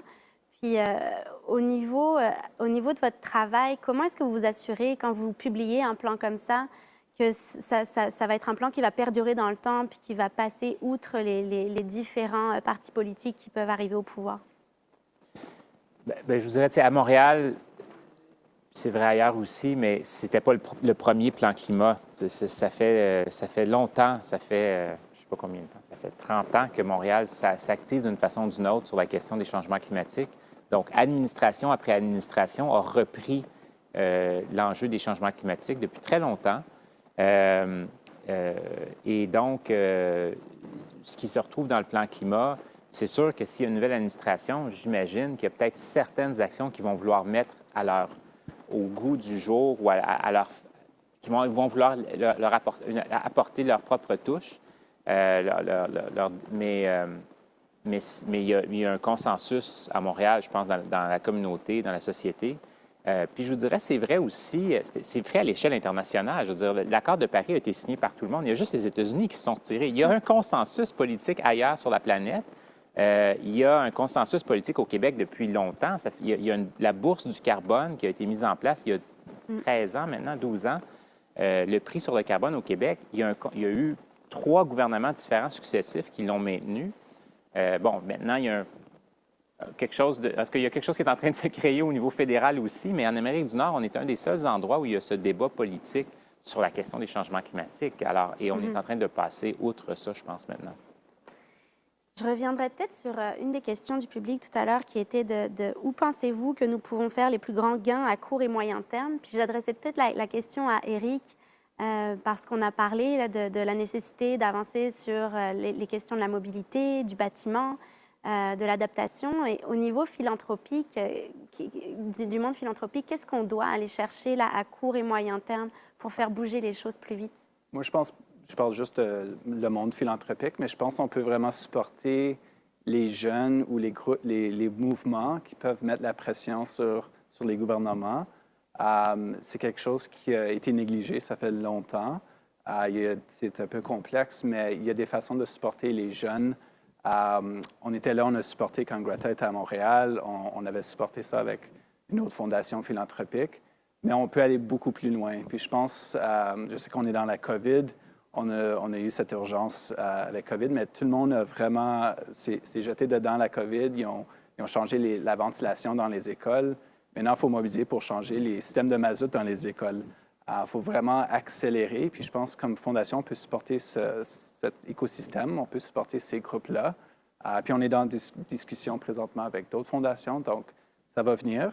Mais je pense que c'est quelque chose qu'on peut travailler, vraiment supporter les groupes pour ajouter la pression sur des villes ou des gouvernements ou des entreprises. Je pense que c'est notre rôle comme fondation. Et justement, Emmanuel, par rapport au milieu communautaire, on vient de parler là, de la nécessité aussi de la mobilisation de la collectivité. Qu'est-ce que le milieu communautaire peut faire, dans le fond, comme initiative nouvelle là-dedans pour aller au-delà peut-être de la concertation qu'on a déjà beaucoup fait? Quelles sont les réflexions dans le milieu communautaire à ce sujet-là?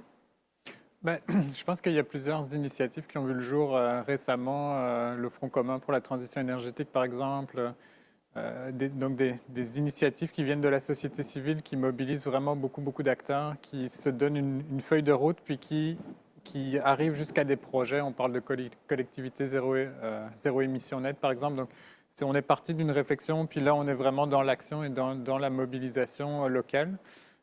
Les organismes communautaires ont aussi ce rôle justement de créer cette émulation auprès de la population à une échelle locale de comment on s'implique dans son milieu de vie, donner les outils, puis après accompagner jusqu'à la réalisation des projets. Comme Sidney le disait, je pense qu'on est au-delà du dialogue, là, on est vraiment dans l'action, puis comment on passe à l'action, puis on le voit avec des projets, par exemple Solon, qui mobilise beaucoup les collectivités locales. Donc il y a cette action du milieu communautaire. Puis l'autre volet, je pense, c'est aussi c'est un rôle que le CRE joue, c'est aussi d'amener les gens à participer aux grandes conversations sur l'aménagement du territoire, entre autres, sur le plan d'urbanisme, la stratégie nationale d'aménagement du territoire.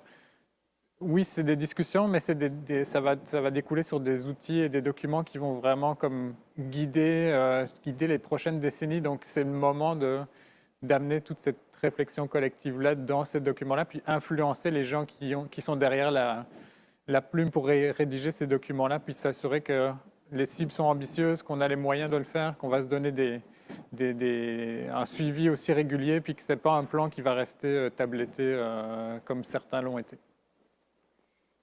Peut-être que je vous ferai parler aussi, Nathalie et Emmanuel, un peu plus spécifiquement du cas de la Chine-Est, parce que je pense que c'est un beau cas aussi de mobilisation et d'essayer d'aller imaginer beaucoup plus loin là, les réflexions puis les réaménagements c'est quand même un gros secteur.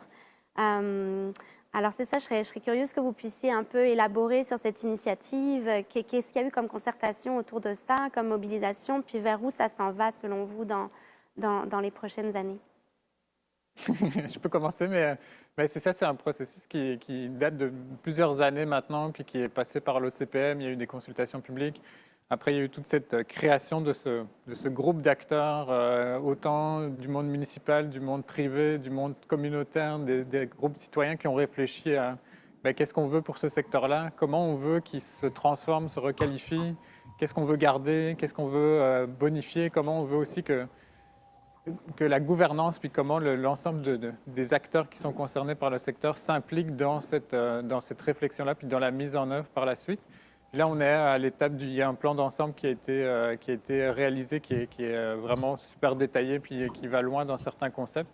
On s'en va vers le PPU, qui est comme un outil plus réglementaire. Donc, on a vraiment comme toute la chaîne de l'idéation très large. Puis là, on arrive jusqu'à une concrétisation dans des outils. Puis en même temps, il y a un travail avec les différents promoteurs, puis les différents acteurs qui vont avoir à construire ou reconstruire le secteur. Donc, c'est vraiment comme un processus très collaboratif qui a évolué avec aussi l'apport des universités qui étaient impliquées dans le projet. Donc, c'est ce bouillon très riche d'idées et de réalisations dans le cadre de la Chine, je trouve. Peut-être juste d'ajouter au sujet de la transparence de ce processus. Habituellement, pour avoir un changement de zonage pour un promoteur privé, ça coûte des sous énormes de faire tout le travail qu'on a besoin de faire. Et à la fin de la processus, on a les consultations publiques. Alors là, le problème, c'est parce que le public n'était pas là au début des discussions. Habituellement, ils vont dire non, on ne veut pas le projet, même si le projet est super, parce que c'est la seule place qui pourrait avoir le voix de dire quelque chose. Le problème, c'est que si ça vient au bout de ce processus, premièrement, on perd l'opportunité d'une discussion, pourquoi on est capable de faire quelque chose ou non, et ça devient immédiatement un conflit. Et là, parce qu'on n'est pas capable de travailler avec les urbanistes ou les personnes de la ville, parce que c'est un conflit d'intérêts, parce qu'on est les méchants promoteurs, la situation, c'est que ça donne qu'on n'est pas capable de mettre toutes nos expertises collectives sur la table.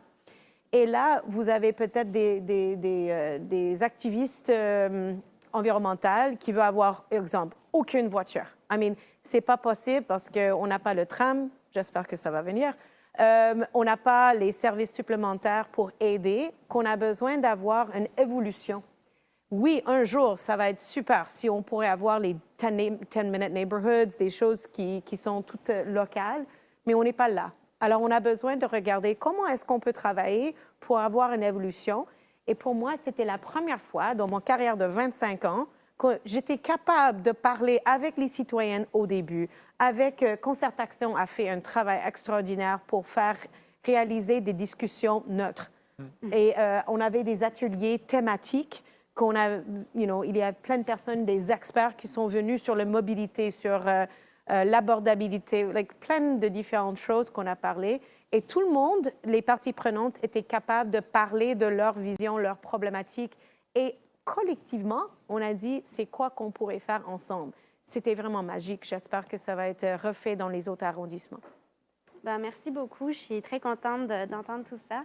Mais c'est ainsi que se termine la première portion du gala. J'espère que vous avez vraiment autant apprécié tous les échanges qu'on a eus que moi, puis mes invités aussi. Alors, je vous propose de passer maintenant à la deuxième portion, soit la cérémonie de remise des gemmes.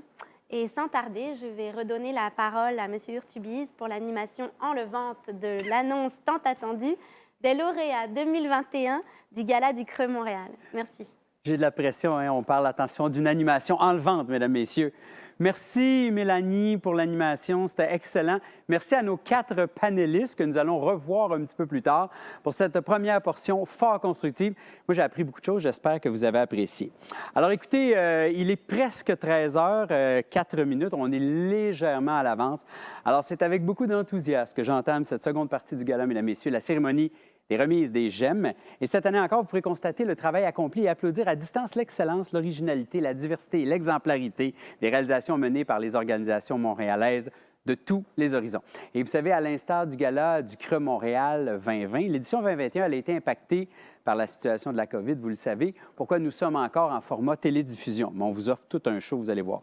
On a atteint une certaine stabilité quand même dans ce chaos. Tous les changements volontaires apportés pour la 14e édition, les images de formulaire, les catégories d'organisation, types de réalisation, les thématiques, ayant été très appréciées, bien, on les a gardées. Elles sont demeurées la base de notre gala de cette année. Alors, les organisations déposaient, je vous donne les détails, leur candidature selon que leur réalisation était championne, qui se démarque par la portée des actions et l'ampleur des résultats quantitatifs ou innovantes, qui se démarque par sa démarche inédite, visionnaire, également audacieuse. Et selon la catégorie d'organisation, soit corps public, municipal, provincial, fédéral, institutions, éducation et santé, moyennes et grandes entreprises, organismes à but non lucratif, le OBNL, associations et coopératives, et finalement, petites entreprises, donc des entreprises de moins de 50 employés. Alors, malgré les impacts de la pandémie sur les activités de nombreuses organisations, bien, il y a des dizaines d'entreprises, d'OBNL, d'institutions, de corps publics de l'île de Montréal qui ont répondu présent à l'appel. On est vraiment très, très, très contents du résultat. Et grâce à leur projet et à leur démarche exemplaire en environnement et en développement durable, elles sont maintenant lisses pour recevoir une magnifique gemme, c'est nos gouttes de verre façonnées par une artiste de chez nous. Alors, bonjour à vous tous, officiellement. Que vous soyez, puis s'il y en a qui se sont joints à nous, bien, bienvenue entre-temps. Que vous soyez au bureau ou à la maison, j'espère que vous allez apprécier tout autant cette nouvelle mouture de notre gala 2021. Le gala est fièrement organisé par le Creux Montréal pour la 15e année déjà consécutive. Bravo pour le travail colossal d'adaptation de notre équipe d'organisation du gala. Super job. Et ce magnifique événement rassembleur, il ne serait pas possible, vous le savez, sans la confiance des partenaires financiers et leur précieuse collaboration financière. Alors, je vous les rappelle, merci tout d'abord à notre partenaire distingué, Partenariat Climat Montréal. C'est leur première participation cette année avec nous. Bienvenue. On espère que vous allez rester avec nous longtemps, bien entendu. Merci à nos partenaires influenceurs, Communauto et la Ville de Montréal. Merci à notre partenaire associé, Hydro-Québec. Nos alliés, donc Énergir, Fonds de solidarité FTQ, le Port de Montréal et Recycle Québec. Et notre collaborateur précieux, Autorité régionale de transport métropolitain, l'ARTM. Alors d'ailleurs, pour la 2e année, grâce à l'engagement de Communauto, il y a, mesdames et messieurs, 2 bourses de 2 500 $ qui seront offertes à 2 des 4 lauréats des catégories OBNL, associations et coopératives et petites entreprises. Alors, s'il vous plaît, restez avec nous jusqu'à la fin, bien sûr, pour connaître les gagnants de ces 2 bourses de 2 500 $ chacune. Et vous savez que le gala n'existerait pas non plus sans la participation des organisations montréalaises qui désirent conscientiser, changer les mentalités et faire évoluer la société dans le but, bien sûr, d'améliorer la qualité des milieux de vie et, bien sûr, la planète. Alors, merci aux 45 organisations admissibles qui ont soumis une candidature à cette édition 2021 du Gala Creux Montréal. La liste, d'ailleurs, des réalisations soumises est disponible sur le site du Gala et l'adresse, bien, c'est simple, c'est gala.creuxmontréal.org. On tient également à souligner la présence virtuelle, mais quand même la présence très importante de plusieurs élus. Donc, merci aux maires et mairesses et aux conseillers et conseillères, autant de la Ville de Montréal que des municipalités de banlieue, d'être parmi nous virtuellement aujourd'hui. Merci beaucoup d'être là. Et finalement, merci aux centaines, il y a plusieurs centaines de personnes qui nous regardent en ce moment. Le mouvement collectif ne cesse de se diversifier et de grandir, vous le savez. On salue donc les représentants de tous les milieux confondus qui sont présents, que ce soit du milieu fédéral, provincial, municipal, corporatif, institutionnel ou encore communautaire. Vous savez, le gala a toujours eu, année après année, une magnifique visibilité, dis-je bien, sur les médias sociaux. Mais cette année, le mot-clic va être encore plus fort et impactant parce qu'on est en formule virtuelle. Alors, amusez-vous, s'il vous plaît, à partager votre expérience et la diffusion du gala en utilisant, je vous le rappelle, le mot-clic, c'est le hashtag Gala Creux Montréal. Faites vibrer les sphères et faites mieux connaître les magnifiques réalisations en développement durable de l'île de Montréal au plus de monde possible. Alors, on passe maintenant, si vous voulez bien, à la partie des allocutions protocolaires. Alors, la première intervention sera celle de Mme Aline Berthe. Elle est présidente du Creux Montréal. Elle nous présentera les actions du Creux Montréal et les grands défis environnementaux qui nous attendent dans les prochains mois. On vous cède la parole.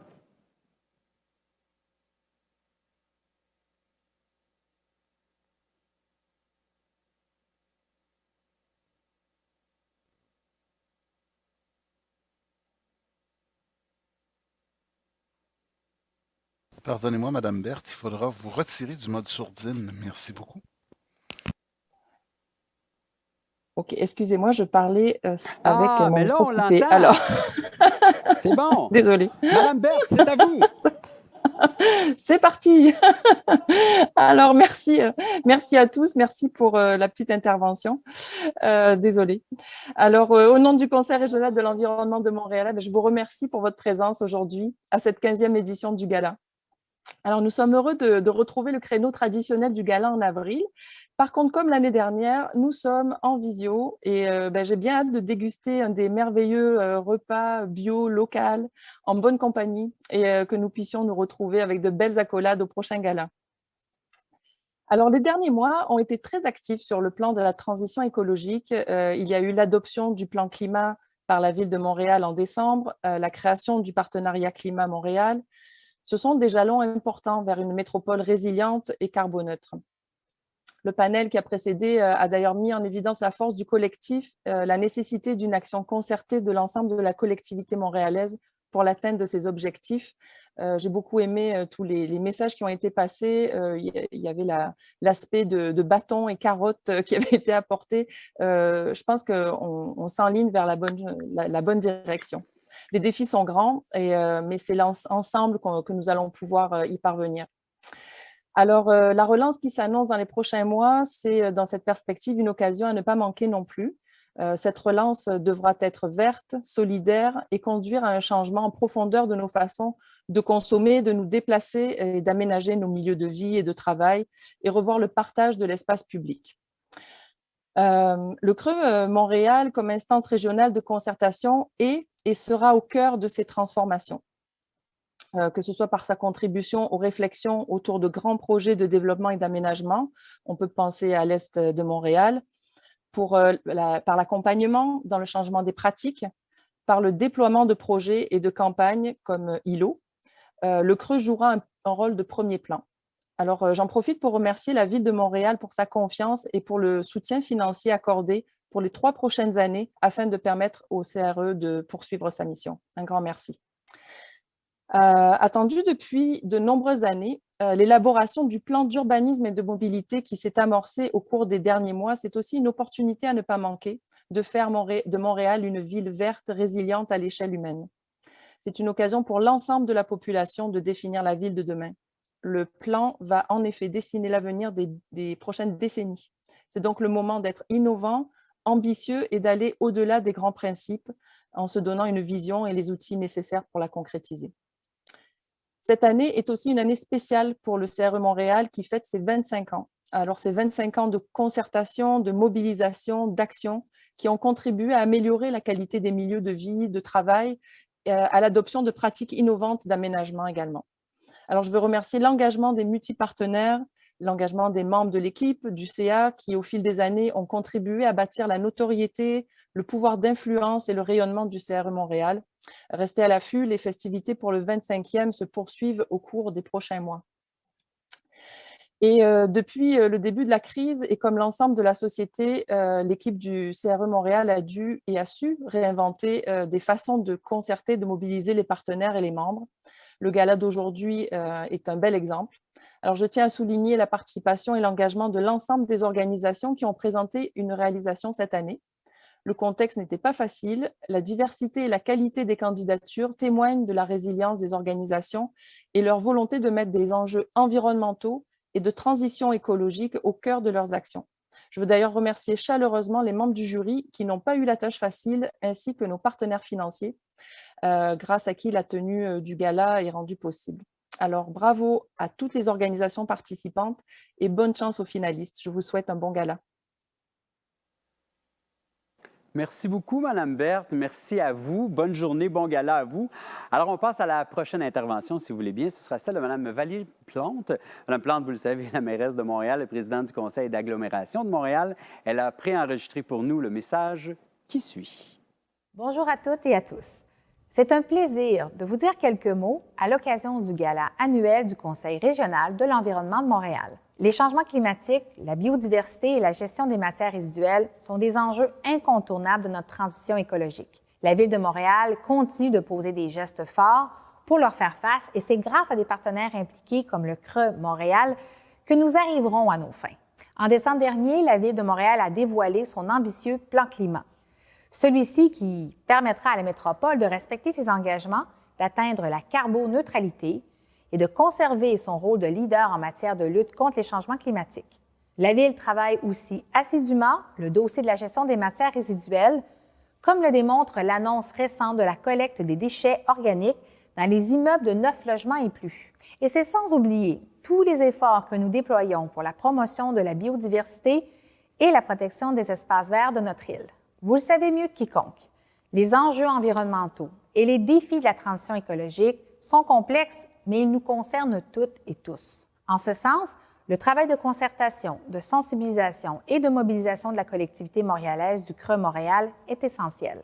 De plus, en encourageant les initiatives locales, le CRE Montréal contribue à la concrétisation de nos ambitions collectives pour protéger notre environnement et pour promouvoir la biodiversité. C'est pourquoi, à l'occasion du 15e gala du CRE Montréal, je suis fière de confirmer un financement de la Ville de Montréal de 300 000 $ pour soutenir la mission du CRE Montréal pour la période 2021-2023. Je félicite tous les finalistes et les lauréats qui seront bientôt annoncés. Et à toutes et à tous, bravo et merci pour votre engagement.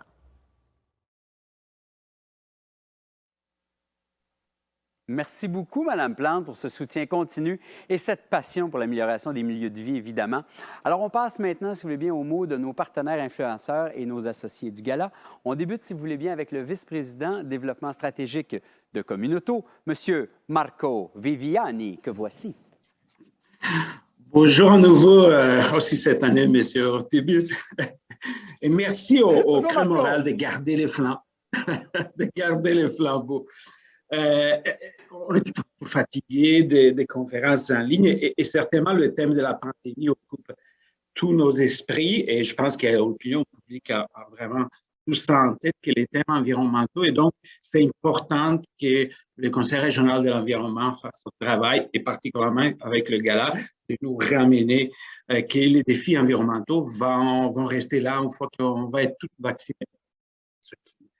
Ce qui, par contre, ça va nous donner des opportunités incroyables. Je pense que dans cette malheureuse situation, on a découvert des choses qui doivent rester, qu'on doit développer, qu'on doit mettre de l'avant pour avoir une société plus durable et plus résiliente.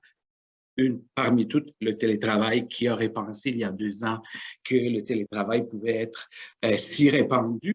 Et dans notre petite, dans le milieu de l'autopartage, on a confirmé comme l'offre des communautés est pertinente aussi dans une période de pandémie. Cette année, on a une croissance en termes d'abonnements assez grande et on a été peu influencé par la pandémie.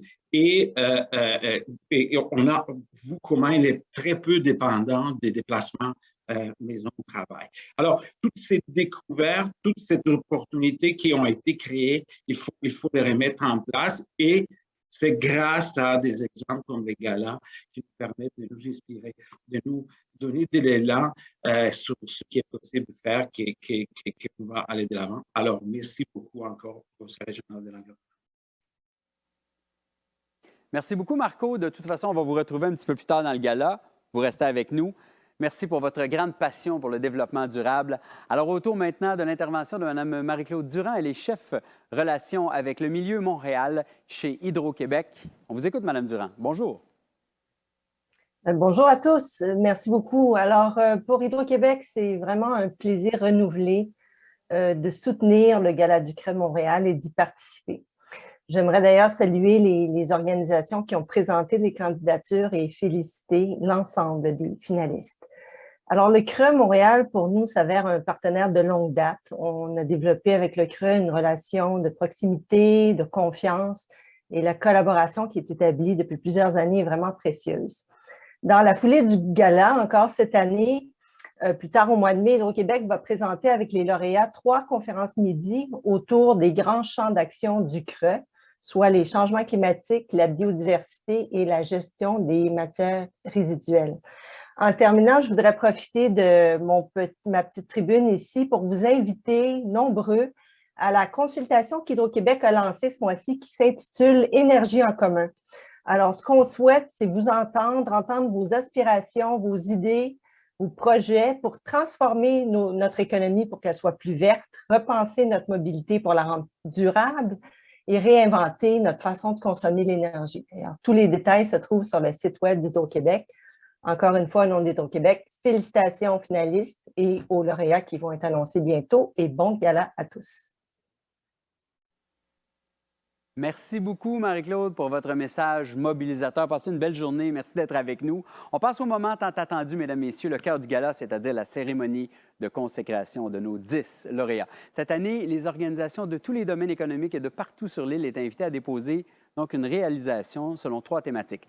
La lutte au changement climatique, la gestion des matières résiduelles ou encore la protection de la biodiversité. Alors, parmi les 45 réalisations valides soumises entre le 11 janvier et le 7 mars, il y a 18 candidatures qui ont été sélectionnées par des spécialistes de différents domaines pour devenir les finalistes, bien sûr, de notre gala 2021.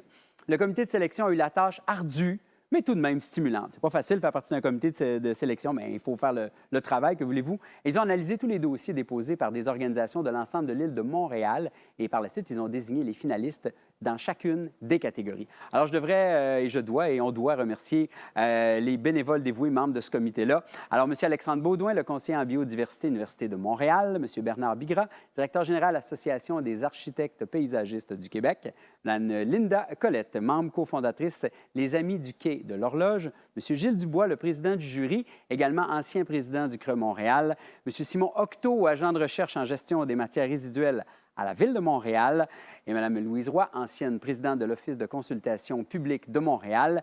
Également, il y avait sur ce comité Mme Mélissa Stoya, directrice développement durable et économie circulaire à PME Montréal, est de l'île. Alors, les 18 finalistes sont divisés selon la catégorie d'organisation et le type de réalisation, soit innovante ou championne. Alors, de ces 18-là, il y a 10 lauréats qui seront couronnés aujourd'hui. Chacun recevra une gemme, une goutte de verre soufflé. Attendez, j'ai ici. N'est-ce pas magnifique, ça? Goutte de verre soufflé façonnée par une artisane québécoise dans les prochains jours, en livraison spéciale COVID, bien entendu. Un fait intéressant, d'ailleurs, parlant des trophées, les gemmes, en fait, le nom GEM, nouveau nom des trophées, depuis l'édition de l'année passée, 2020, veut refléter l'aspect unique et précieux de chacune des réalisations lauréates et joue aussi avec l'homophone, vous aurez compris, du verbe « aimer », donc une gemme. Des 8 prix qui seront remis aujourd'hui par 4 panélistes, ce sera fait comme ça de la première partie, les panélistes que vous avez vus tout à l'heure, des ambassadeurs actifs, ils le sont tous, dans les domaines phares du gala, et les 2 prix accompagnés de bourses seront remis par le représentant de Communauto. Alors donc, on va accueillir à tour de rôle Sidney Ribault, directeur de la transition écologique et de la résilience à la Ville de Montréal, M. Éric Saint-Pierre, le directeur général de la Fondation familiale Trottier, Nathalie Volant, présidente de gestion immobilière Covadis, Emmanuel Rondia, directeur général du Conseil régional de l'environnement de Montréal, et finalement, pour remettre les 2 derniers prix, M. Marco Viviani, vice-président développement stratégique chez Communauto. Alors maintenant que tout le monde est présenté, les politesses ont été faites, le déroulement est clair pour tout le monde. Êtes-vous prêts? Attention, c'est parti! Pour la première catégorie, j'invite donc M. Sidney Ribault à me rejoindre pour présenter les 2 prix corps public. En fait, c'est plutôt nous qui allons vous rejoindre, M. Ribault. C'est parti. Bonjour et merci de la présentation. Donc, j'ai le plaisir de casser la glace en vous présentant les finalistes de la première catégorie et le premier type de réalisation, soit corps public, réalisation championne. Les 2 finalistes sont Arrondissement de Rosemont, la Petite-Patrie, contrôle de l'herbe à poux grâce à des aménagements favorables pour la biodiversité. Et arrondissement de Verdun, renaturalisation d'espaces verts à Verdun. Avant de dévoiler le lauréat 2021 de cette catégorie, regardons un court montage présentant le travail des organisations finalistes.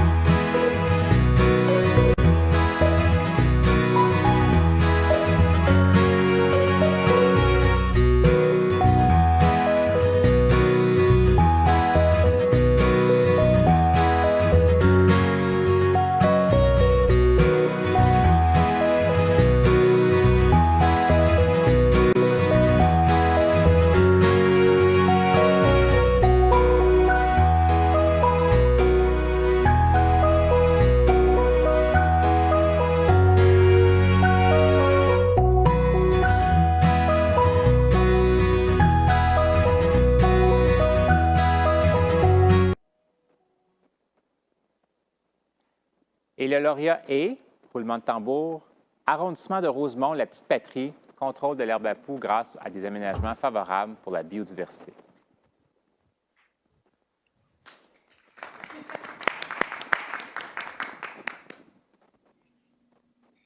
Bonjour tout le monde. Merci beaucoup pour ce prix que nous remportons aujourd'hui. C'est vraiment une grande fierté.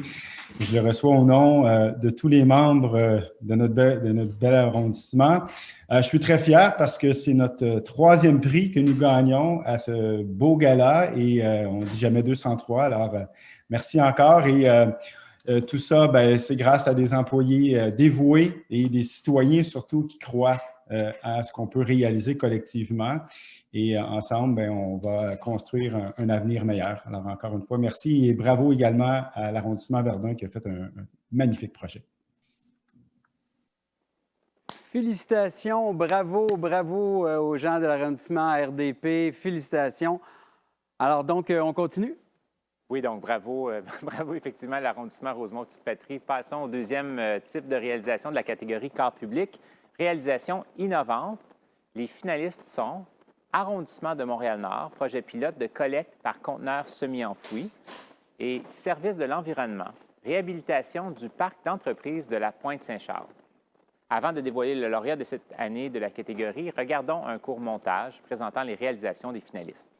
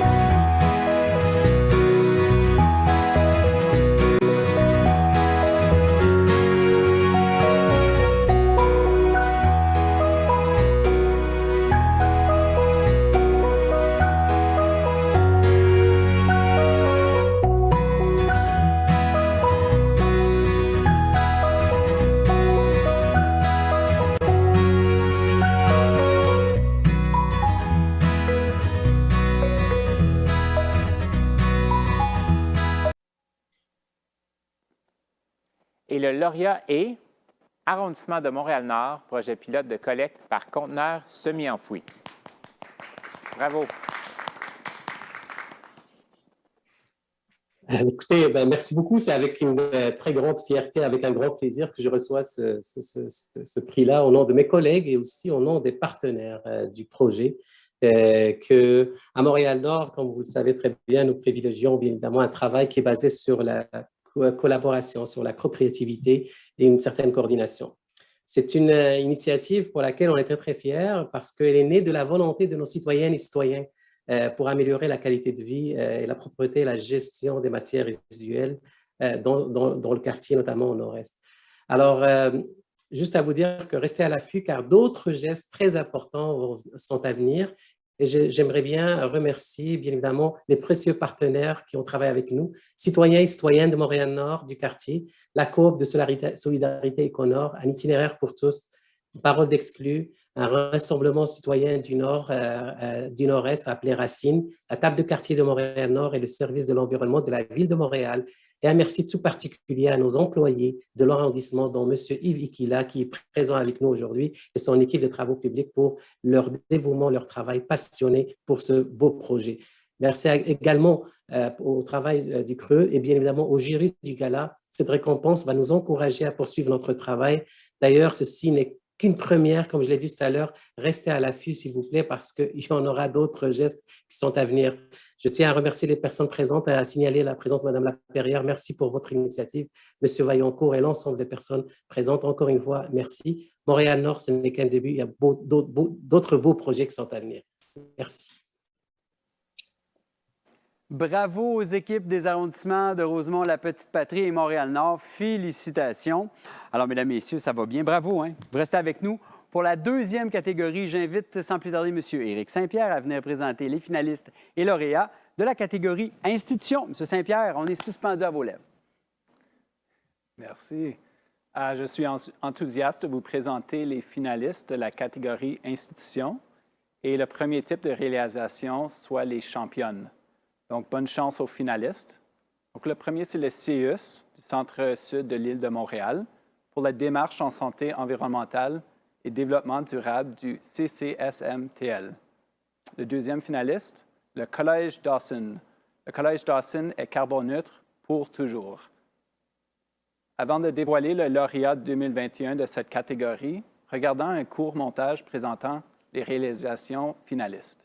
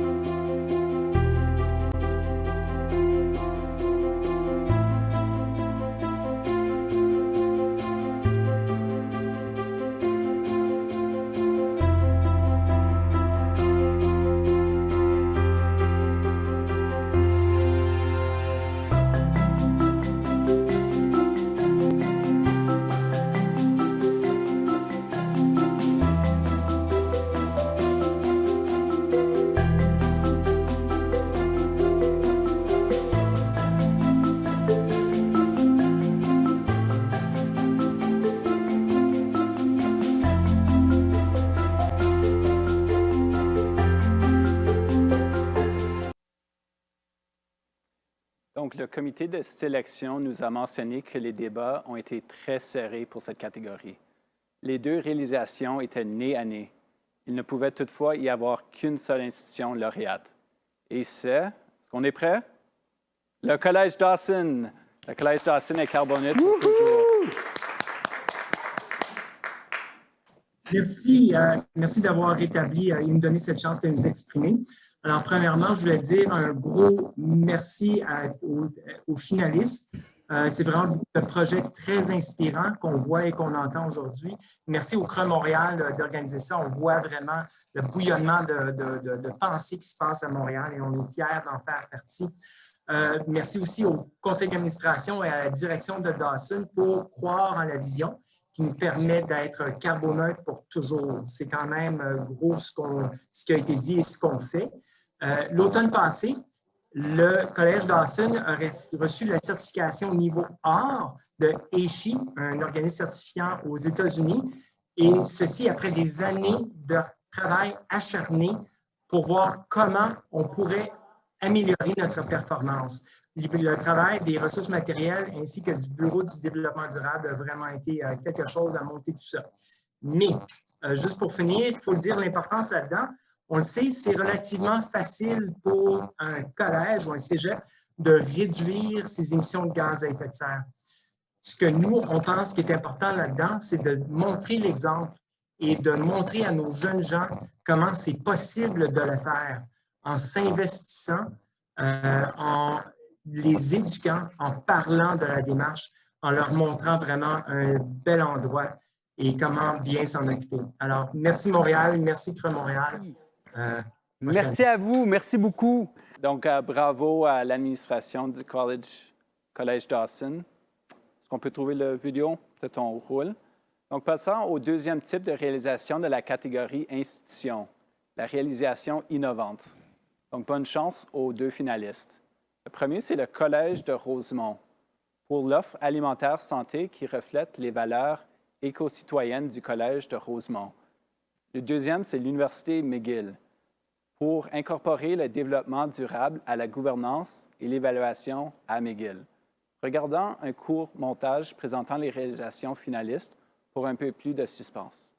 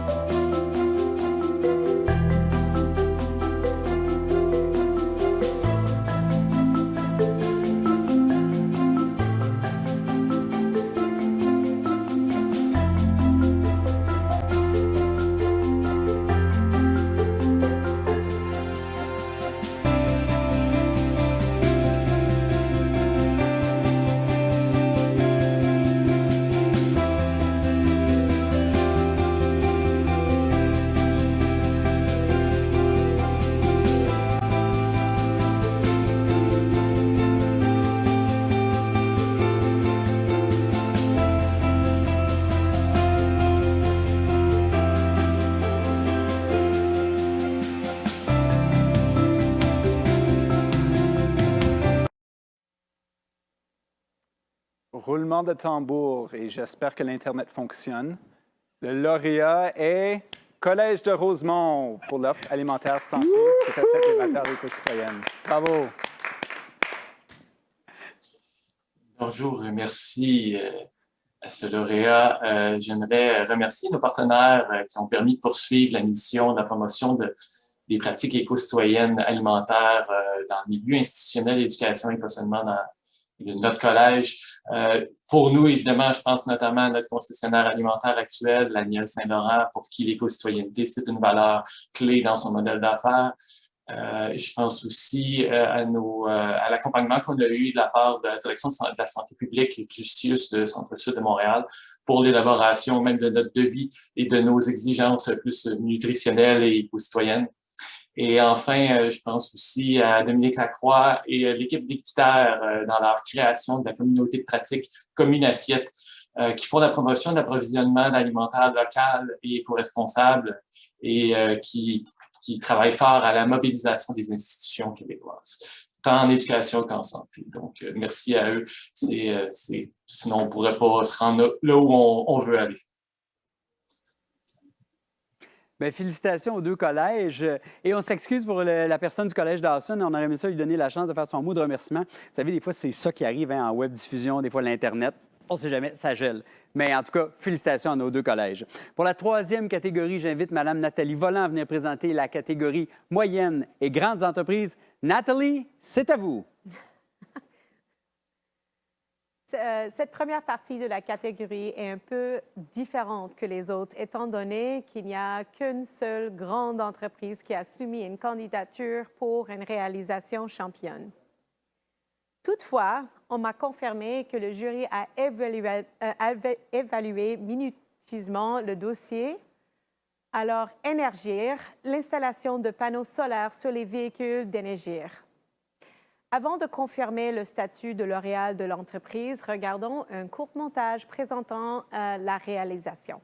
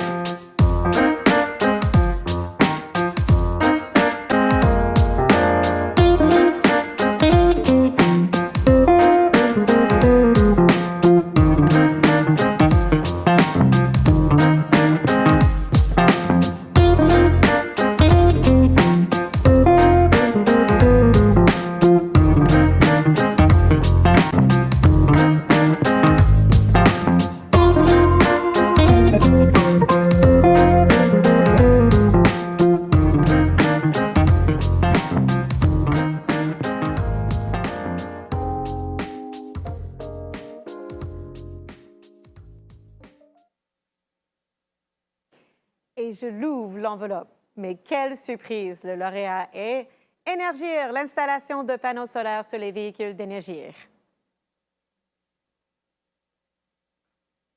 Bravo à l'équipe de l'Énergir. On vous invite à vous démuter, s'il vous plaît.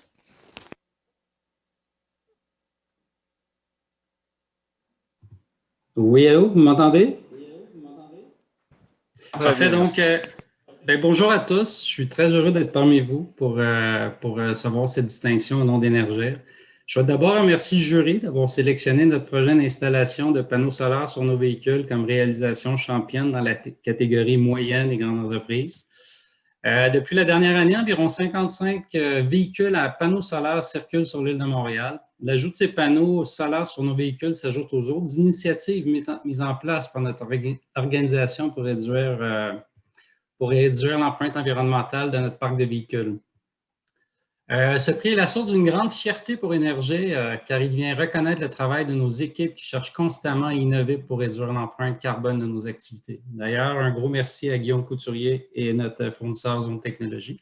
Nous sommes d'autant plus reconnaissants de recevoir cette distinction entourée d'organisations qui se démarquent par le caractère novateur de leurs initiatives associées à la protection de l'environnement et au développement durable.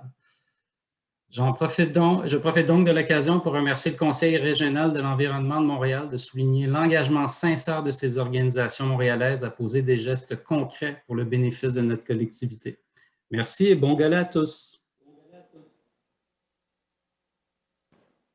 Passons aux réalisations innovantes de la catégorie moyenne et grande entreprise. Une autre exception pour cette portion du gala, une seule candidature a mérité le titre de finaliste pour les réalisations innovantes soumises. Bonne chance à l'unique finaliste. TC Transcontinental, création de groupe recyclage de TC Transcontinental. Regardons le montage présente les réalisations finalistes pour un peu plus de suspense.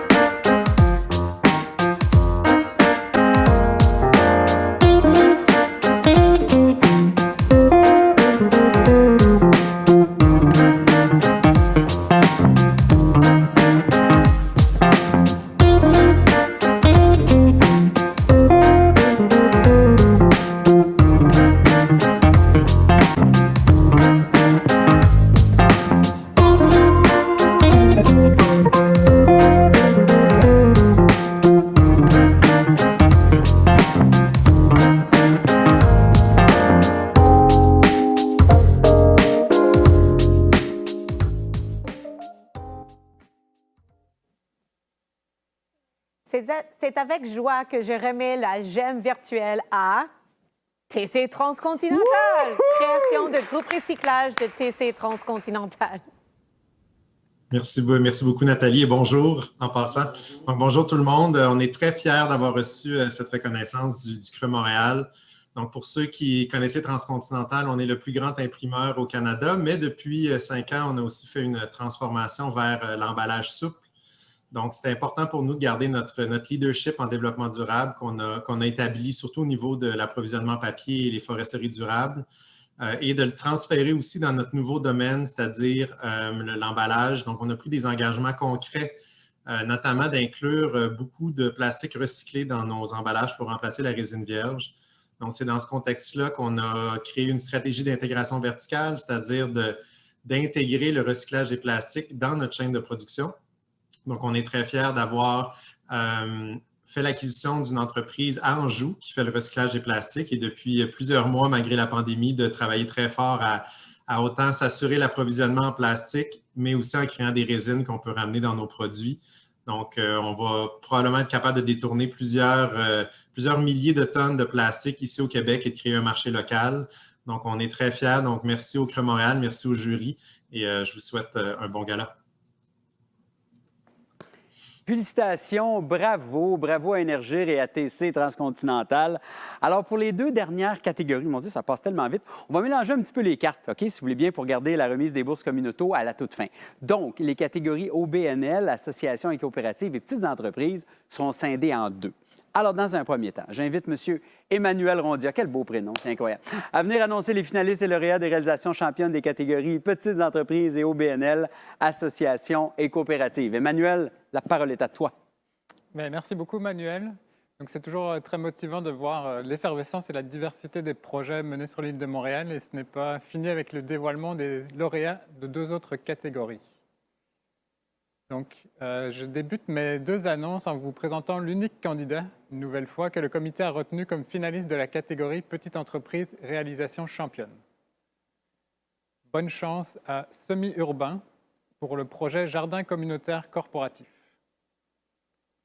Avant de dévoiler le lauréat, la traditionnelle vidéo.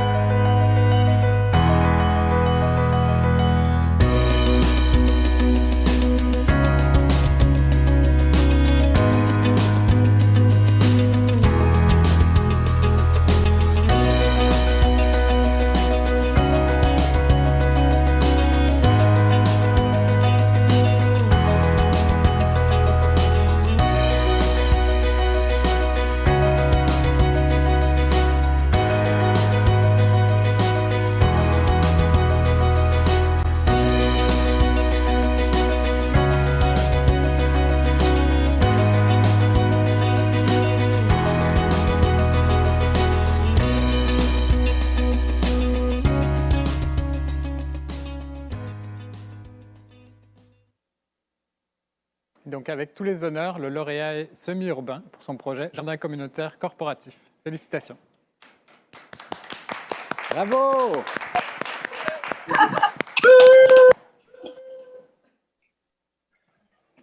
Passons maintenant... Ah, merci. Il arrive. Bon, merci. Nous sommes très fiers de participer à ce genre de projet, d'avoir un impact positif dans nos communautés locales. Oh, I think we're supposed to stop. Are we? Now you go. Notre projet a plus de doublé en taille et nous avons maintenant un impact important sur l'accès de nombreuses familles au Montréal aux produits frais. Now you finish. Cette année, nous collaborons avec la mission de l'Ouest de l'île à la Corbeille de Pain afin de poursuivre l'objectif d'élargir l'accès des Montréalais à des aliments frais. Merci beaucoup. Merci. Bravo! Félicitations à Semi-Urbain. Donc, passons maintenant à la 2e catégorie de ma série OBNL, Association et coopérative et leur réalisation championne. Dans cette catégorie, des candidatures de haut niveau, 3 réalisations sont en compétition.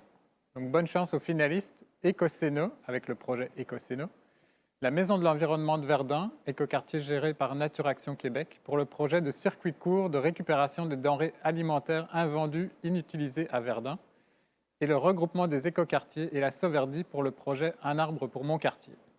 Avant de dévoiler le lauréat de cette catégorie, voyons la vidéo des réalisations finalistes.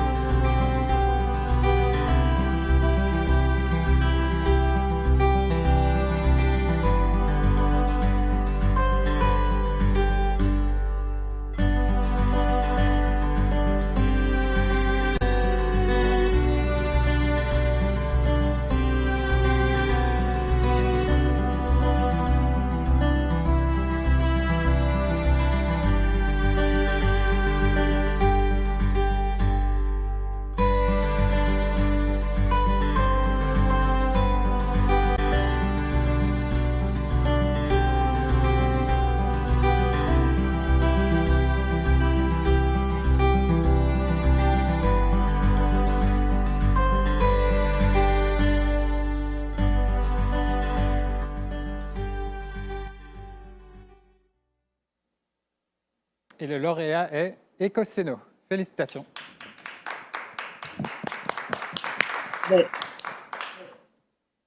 Merci beaucoup. On est vraiment très heureux de cette super belle reconnaissance. En fait, je tiens à vraiment féliciter aussi toute l'équipe d'Ecoceno.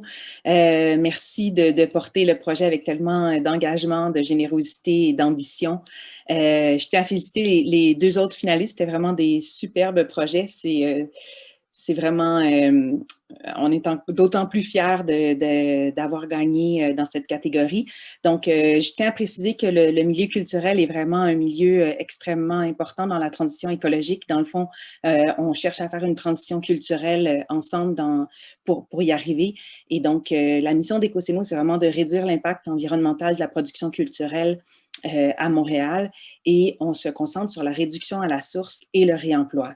Donc, en 1 an et demi d'existence, on a permis de dévier 150 tonnes de matériaux de l'enfouissement, et chaque jour, on est vraiment ébahis de constater l'engouement du milieu artistique vers la carboneutralité de la Ville de Montréal et de l'activité culturelle. Donc, depuis notre lancement, on a eu de notre boutique en ligne, on a eu plus que 22 000 visites, donc c'est 100 visites par jour ou plus. Donc, on voit qu'il y a vraiment un engouement très certain. Je vous invite d'ailleurs à nous suivre. C'est ouvert pas seulement au domaine culturel, mais à tous. Vous pouvez nous trouver sur ecoceno.org. Et donc, je tiens à souligner aussi que travailler avec des matériaux de réemploi, c'est vraiment un exercice créatif qui est ouvert à tous et qui crée de magnifiques solutions avec des partenaires. Donc, je nous souhaite plus de partage, plus de synergie, plus de circularité. Ce qu'on fait, ça donne vraiment beaucoup de sens à notre travail et au travail de nos partenaires. Et on cherche vraiment à trouver le moyen d'épauler les artistes pour qu'ils continuent à créer des œuvres fortes dans un monde qu'on sait tous très fragilisé. Alors, merci beaucoup à tout le monde. Merci. Félicitations à nos deux lauréats. Bravo, restez avec nous, c'est extraordinaire. On est déjà rendu à la dernière partie des annonces. Vraiment, ça a passé super vite. Je vous l'avais dit au début de gala, pour les 2 derniers dévoilements, les lauréats recevront, en plus de leur GEM, les honneurs et une bourse de 2 500 $ offerte par Communauto. Merci beaucoup, Communauto, de votre grande générosité. Les boursiers sont les lauréats coup de cœur de l'équipe de direction de Communauto, je vous le mentionne. La direction devait donc choisir parmi les dossiers lauréats des catégories OBNL et petites entreprises. Et attention, nous ne pouvons pas remettre le gros chèque symbolique aujourd'hui aux lauréats, mais l'argent est bien réel, inquiétez-vous pas. En présentiel, normalement, on a un gros chèque format Téléthon. Alors, pour remettre ces 2 derniers prix et les bourses, j'invite à nouveau le directeur, en fait, il est le directeur de Communauto, mesdames, mesdemoiselles, messieurs, M. Marco Viviani. Il va prendre la parole et dévoiler les réalisations innovantes, lauréates et boursières des catégories Petites entreprises et OBNL, associations et coopératives. M. Viviani, bonjour encore. Bonjour encore. Merci beaucoup. C'est toujours compliqué, difficile de choisir parmi les lauréats à qui donner des bourses parce que tous les projets sont vraiment bons et intéressants. Bon, enfin, ça fait de belles discussions en direction. Je suis donc heureux de pouvoir annoncer les lauréats et boursiers dans les 2 prochaines catégories. La première, les finalistes de la catégorie Petite entreprise et réalisation innovante. Bonne chance aux finalistes. Épiceries locaux, centres de distribution zéro déchet locaux. Et Tricycle, ferme modèle d'élevage d'insectes comestibles en économie circulaire. Avant de dévoiler les lauréats, encore comme d'habitude, les vidéos.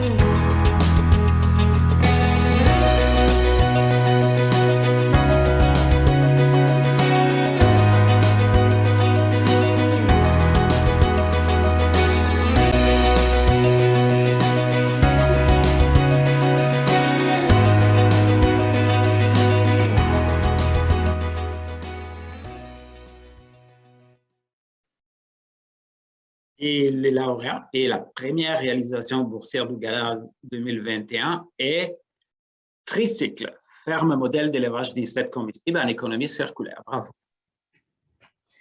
Bien, merci beaucoup. C'est un honneur. Évidemment, ça nous fait bien plaisir. On est beaucoup dans l'innovation, donc ça prend des années de faire toute la recherche, le développement, le montage et maintenant, on est en phase d'expansion. Donc, le prix remis par le CRE et merci pour la bourse. D'ailleurs, à Communauto va nous aider dans cette phase-là. Je dois partager cette réalisation-là avec nos cofondateurs, Alexis Fortin, Étienne Normandin, Guillaume de La Rochelle-Renaud.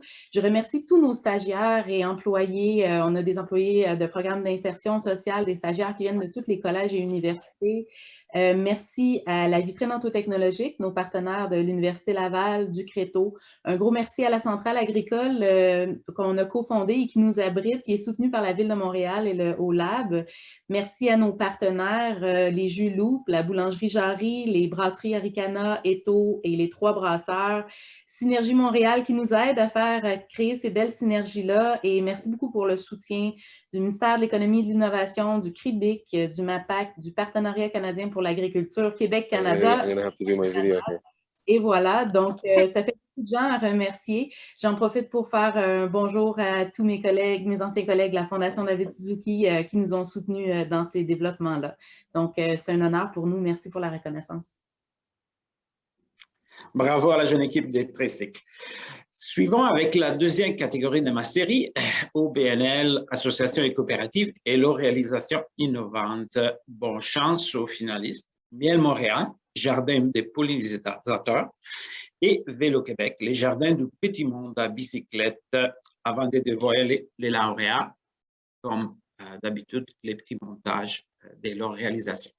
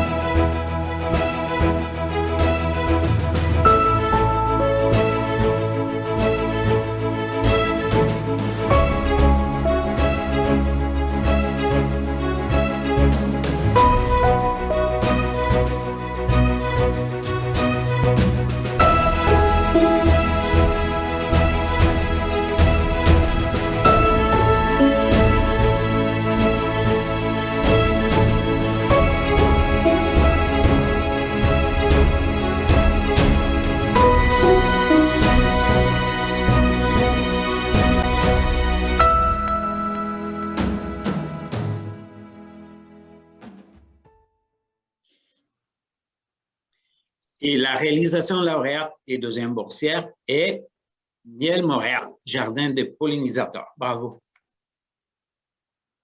Merci infiniment. C'est vraiment un honneur de recevoir ce prix aujourd'hui. Merci vraiment. Depuis 2011, la raison d'être de notre coopérative, c'est vraiment d'avoir un impact positif sur les abeilles et les pollinisateurs indigènes urbains. Et il y a quelques années, quand on a eu un doute concernant l'impact de nos activités apicoles sur l'atteinte de notre mission, on a choisi de suivre le principe de précaution en limitant le développement de nouveaux ruchers et en amorçant une réflexion profonde au sein de notre organisation. Suite à cette réflexion, la priorité de la coop a été donnée à la création d'aménagements horticoles conçus dans le but de nourrir et de fournir un habitat à tous les insectes pollinisateurs urbains. Dans ce contexte, la coopérative a lancé en 2020 une opération nommée « Gardien des pollinisateurs » en partenariat avec la campagne ILO du Creux Montréal. Nous avons eu la chance de créer 5 jardins en 2020 avec des partenaires variés dans l'Est de Montréal, Hydro-Québec, le comité de surveillance Louis Riel, l'organisme Solidarité Mercier-Est, le Collège de Maisonneuve et l'école primaire Gérald McShane. Merci infiniment au Creux Montréal, ainsi qu'à tous nos partenaires de l'opération de Gardien des pollinisateurs de nous avoir fait confiance et d'avoir cru en la pertinence et l'urgence d'accueillir plus d'aménagements favorables à la biodiversité en ville. Merci enfin à l'équipe de travail et aux administrateurs et administratrices de la coop Miel Montréal pour leur implication passionnée. L'opération Gardien des pollinisateurs continue et espère prendre de l'ampleur dans les prochaines années à travers des pôles interconnectés suivant le tracé des corridors verts et bleus afin que nos villes deviennent des environnements exemplaires et résilients pour la biodiversité. On est vraiment très heureux de recevoir ce prix aujourd'hui parmi les magnifiques projets qui ont été proposés à ce gala et merci aussi pour la bourse Communauto qui est une surprise et une bonne surprise pour nous. Donc merci infiniment à tous et bonne fin de gala.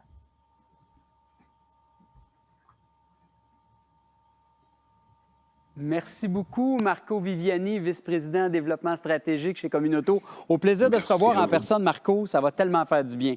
Ciao! Merci beaucoup. Bravo à Tricycle et Miel Montréal pour cette double victoire. Félicitations aussi aux 8 autres organisations lauréates de cette 15e édition du Gala du Creux Montréal. Petite parenthèse dans mes remerciements, le comité de sélection tient à mentionner qu'il y a 3 candidatures qui méritaient une médaille COVID, on l'a appelé comme ça, parce que les organisations ont su adapter leur façon de faire avec rapidité et efficacité à la situation de la pandémie, avec un objectif très simple de développement durable. Alors donc, bravo! Ils gagnent tous les 3 une médaille COVID. Arrondissement de Ville-Marie, la promenade des saveurs, une rue transformée en grand potager urbain. Arrondissement de Saint-Laurent, mon jardin écolo à Saint-Laurent. Et cycliste solidaire. Félicitations, 3 médailles COVID pour vous. Merci à tous les intervenants et intervenantes d'aujourd'hui. Je souligne également à nouveau le travail colossal du Conseil régional de l'environnement de Montréal pour l'organisation de cette édition 2021 en contexte de pandémie, contexte qui n'est pas facile. Bravo, on a su s'adapter. Le gala, vous savez, aurait pu se réaliser sans la précieuse collaboration, confiance et contribution financière de notre partenaire distingué, le Partenariat Climat Montréal, nos partenaires influenceurs communautaux et la Ville de Montréal, notre partenaire associé Hydro-Québec, nos alliés Énergir, Fonds de solidarité FTQ, le Port de Montréal et Recyc Québec et notre collaborateur Autorité régionale de transport métropolitain.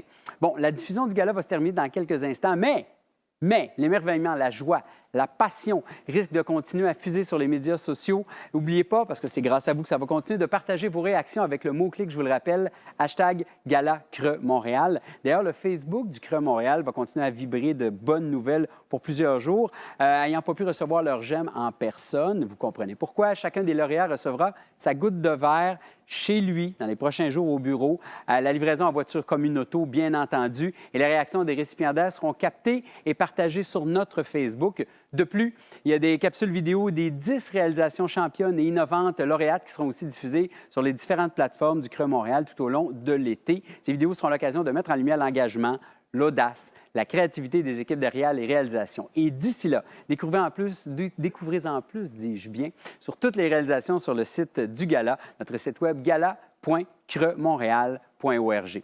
Aussi, alors c'est creusmtl.org. Aussi, les organisations gagnantes seront à l'honneur dans le cadre de 3 conférences à ne pas manquer, des conférences virtuelles, vous l'aurez deviné, présentées par Hydro-Québec et organisées en collaboration avec la Maison du développement durable les 13, 20 et 26 mai prochains de midi à 13h30. Manquez pas ça. Ces conférences auront comme sujet les 3 thématiques du gala, donc, je les répète, la lutte, oui, au changement climatique, gestion des matières résiduelles et protection de la biodiversité. Finalement, le Creux Montréal publiera un recueil de 45 réalisations candidates d'ici la fin juin. On va offrir donc une vitrine supplémentaire, si vous voulez, aux organisations et ça va constituer une source d'inspiration pour l'ensemble de la collectivité montréalaise. Restez à l'affût des médias sociaux du Creux Montréal pour tous les détails. J'aimerais vous remercier d'avoir été là en si grand nombre. Merci à tous ceux qui ont participé. Bravo aux finalistes, félicitations aux lauréats. J'étais vraiment heureux d'être avec vous, encore une fois, virtuellement cette année. Et on espère de tout cœur qu'on va se retrouver, que j'aurai la chance de vous retrouver en présentiel l'an prochain. Et pour conclure le gala de la meilleure façon qu'il soit, je redonne la parole à mon ami Emmanuel du Creux Montréal. Et je vous dis à très bientôt. Emmanuel, c'est à toi. Merci beaucoup, Manuel, pour cette animation, une nouvelle fois très dynamique et efficace. L'organisation de l'édition 2021 du Gala aura été intense et trépidante. La passion et l'inspiration étaient de nouveau au rendez-vous. J'espère que, comme nous, vous avez apprécié l'événement et je tiens à souligner plus particulièrement le travail de la fantastique équipe du Creux et plus particulièrement celui de Caroline Gosselin qui a orchestré le Gala avec brio et de Jamie Latuile pour son soutien. Merci beaucoup à vous deux. Sans vous, le Gala n'existerait pas. Je tiens à vous remercier toutes et toutes pour votre participation. Merci une nouvelle fois aux commanditaires et partenaires, sans qui l'événement serait impossible. Nous espérons vous revoir pour la 16e édition du Gala en avril 2022. Cette fois, autour d'un verre, on se croise les doigts. D'ici là, comme Aline l'a indiqué en ouverture du Gala, les prochains mois s'annoncent bien occupés sur le plan de la transition écologique et de l'aménagement du territoire. Vous pouvez compter sur toute l'équipe du Creux pour faire progresser les démarches, les projets en étroite collaboration avec vous. Je vous invite d'ailleurs à rester à l'affût de nos activités en vous abonnant à notre bulletin En Ville Express, en nous suivant sur les réseaux sociaux ou en nous contactant directement. Car on l'a vu dans le panel d'ouverture, c'est une mobilisation collective qui nous permettra d'atteindre nos objectifs et de contribuer durablement à l'amélioration de la qualité de nos milieux de vie. Merci encore et à très bientôt.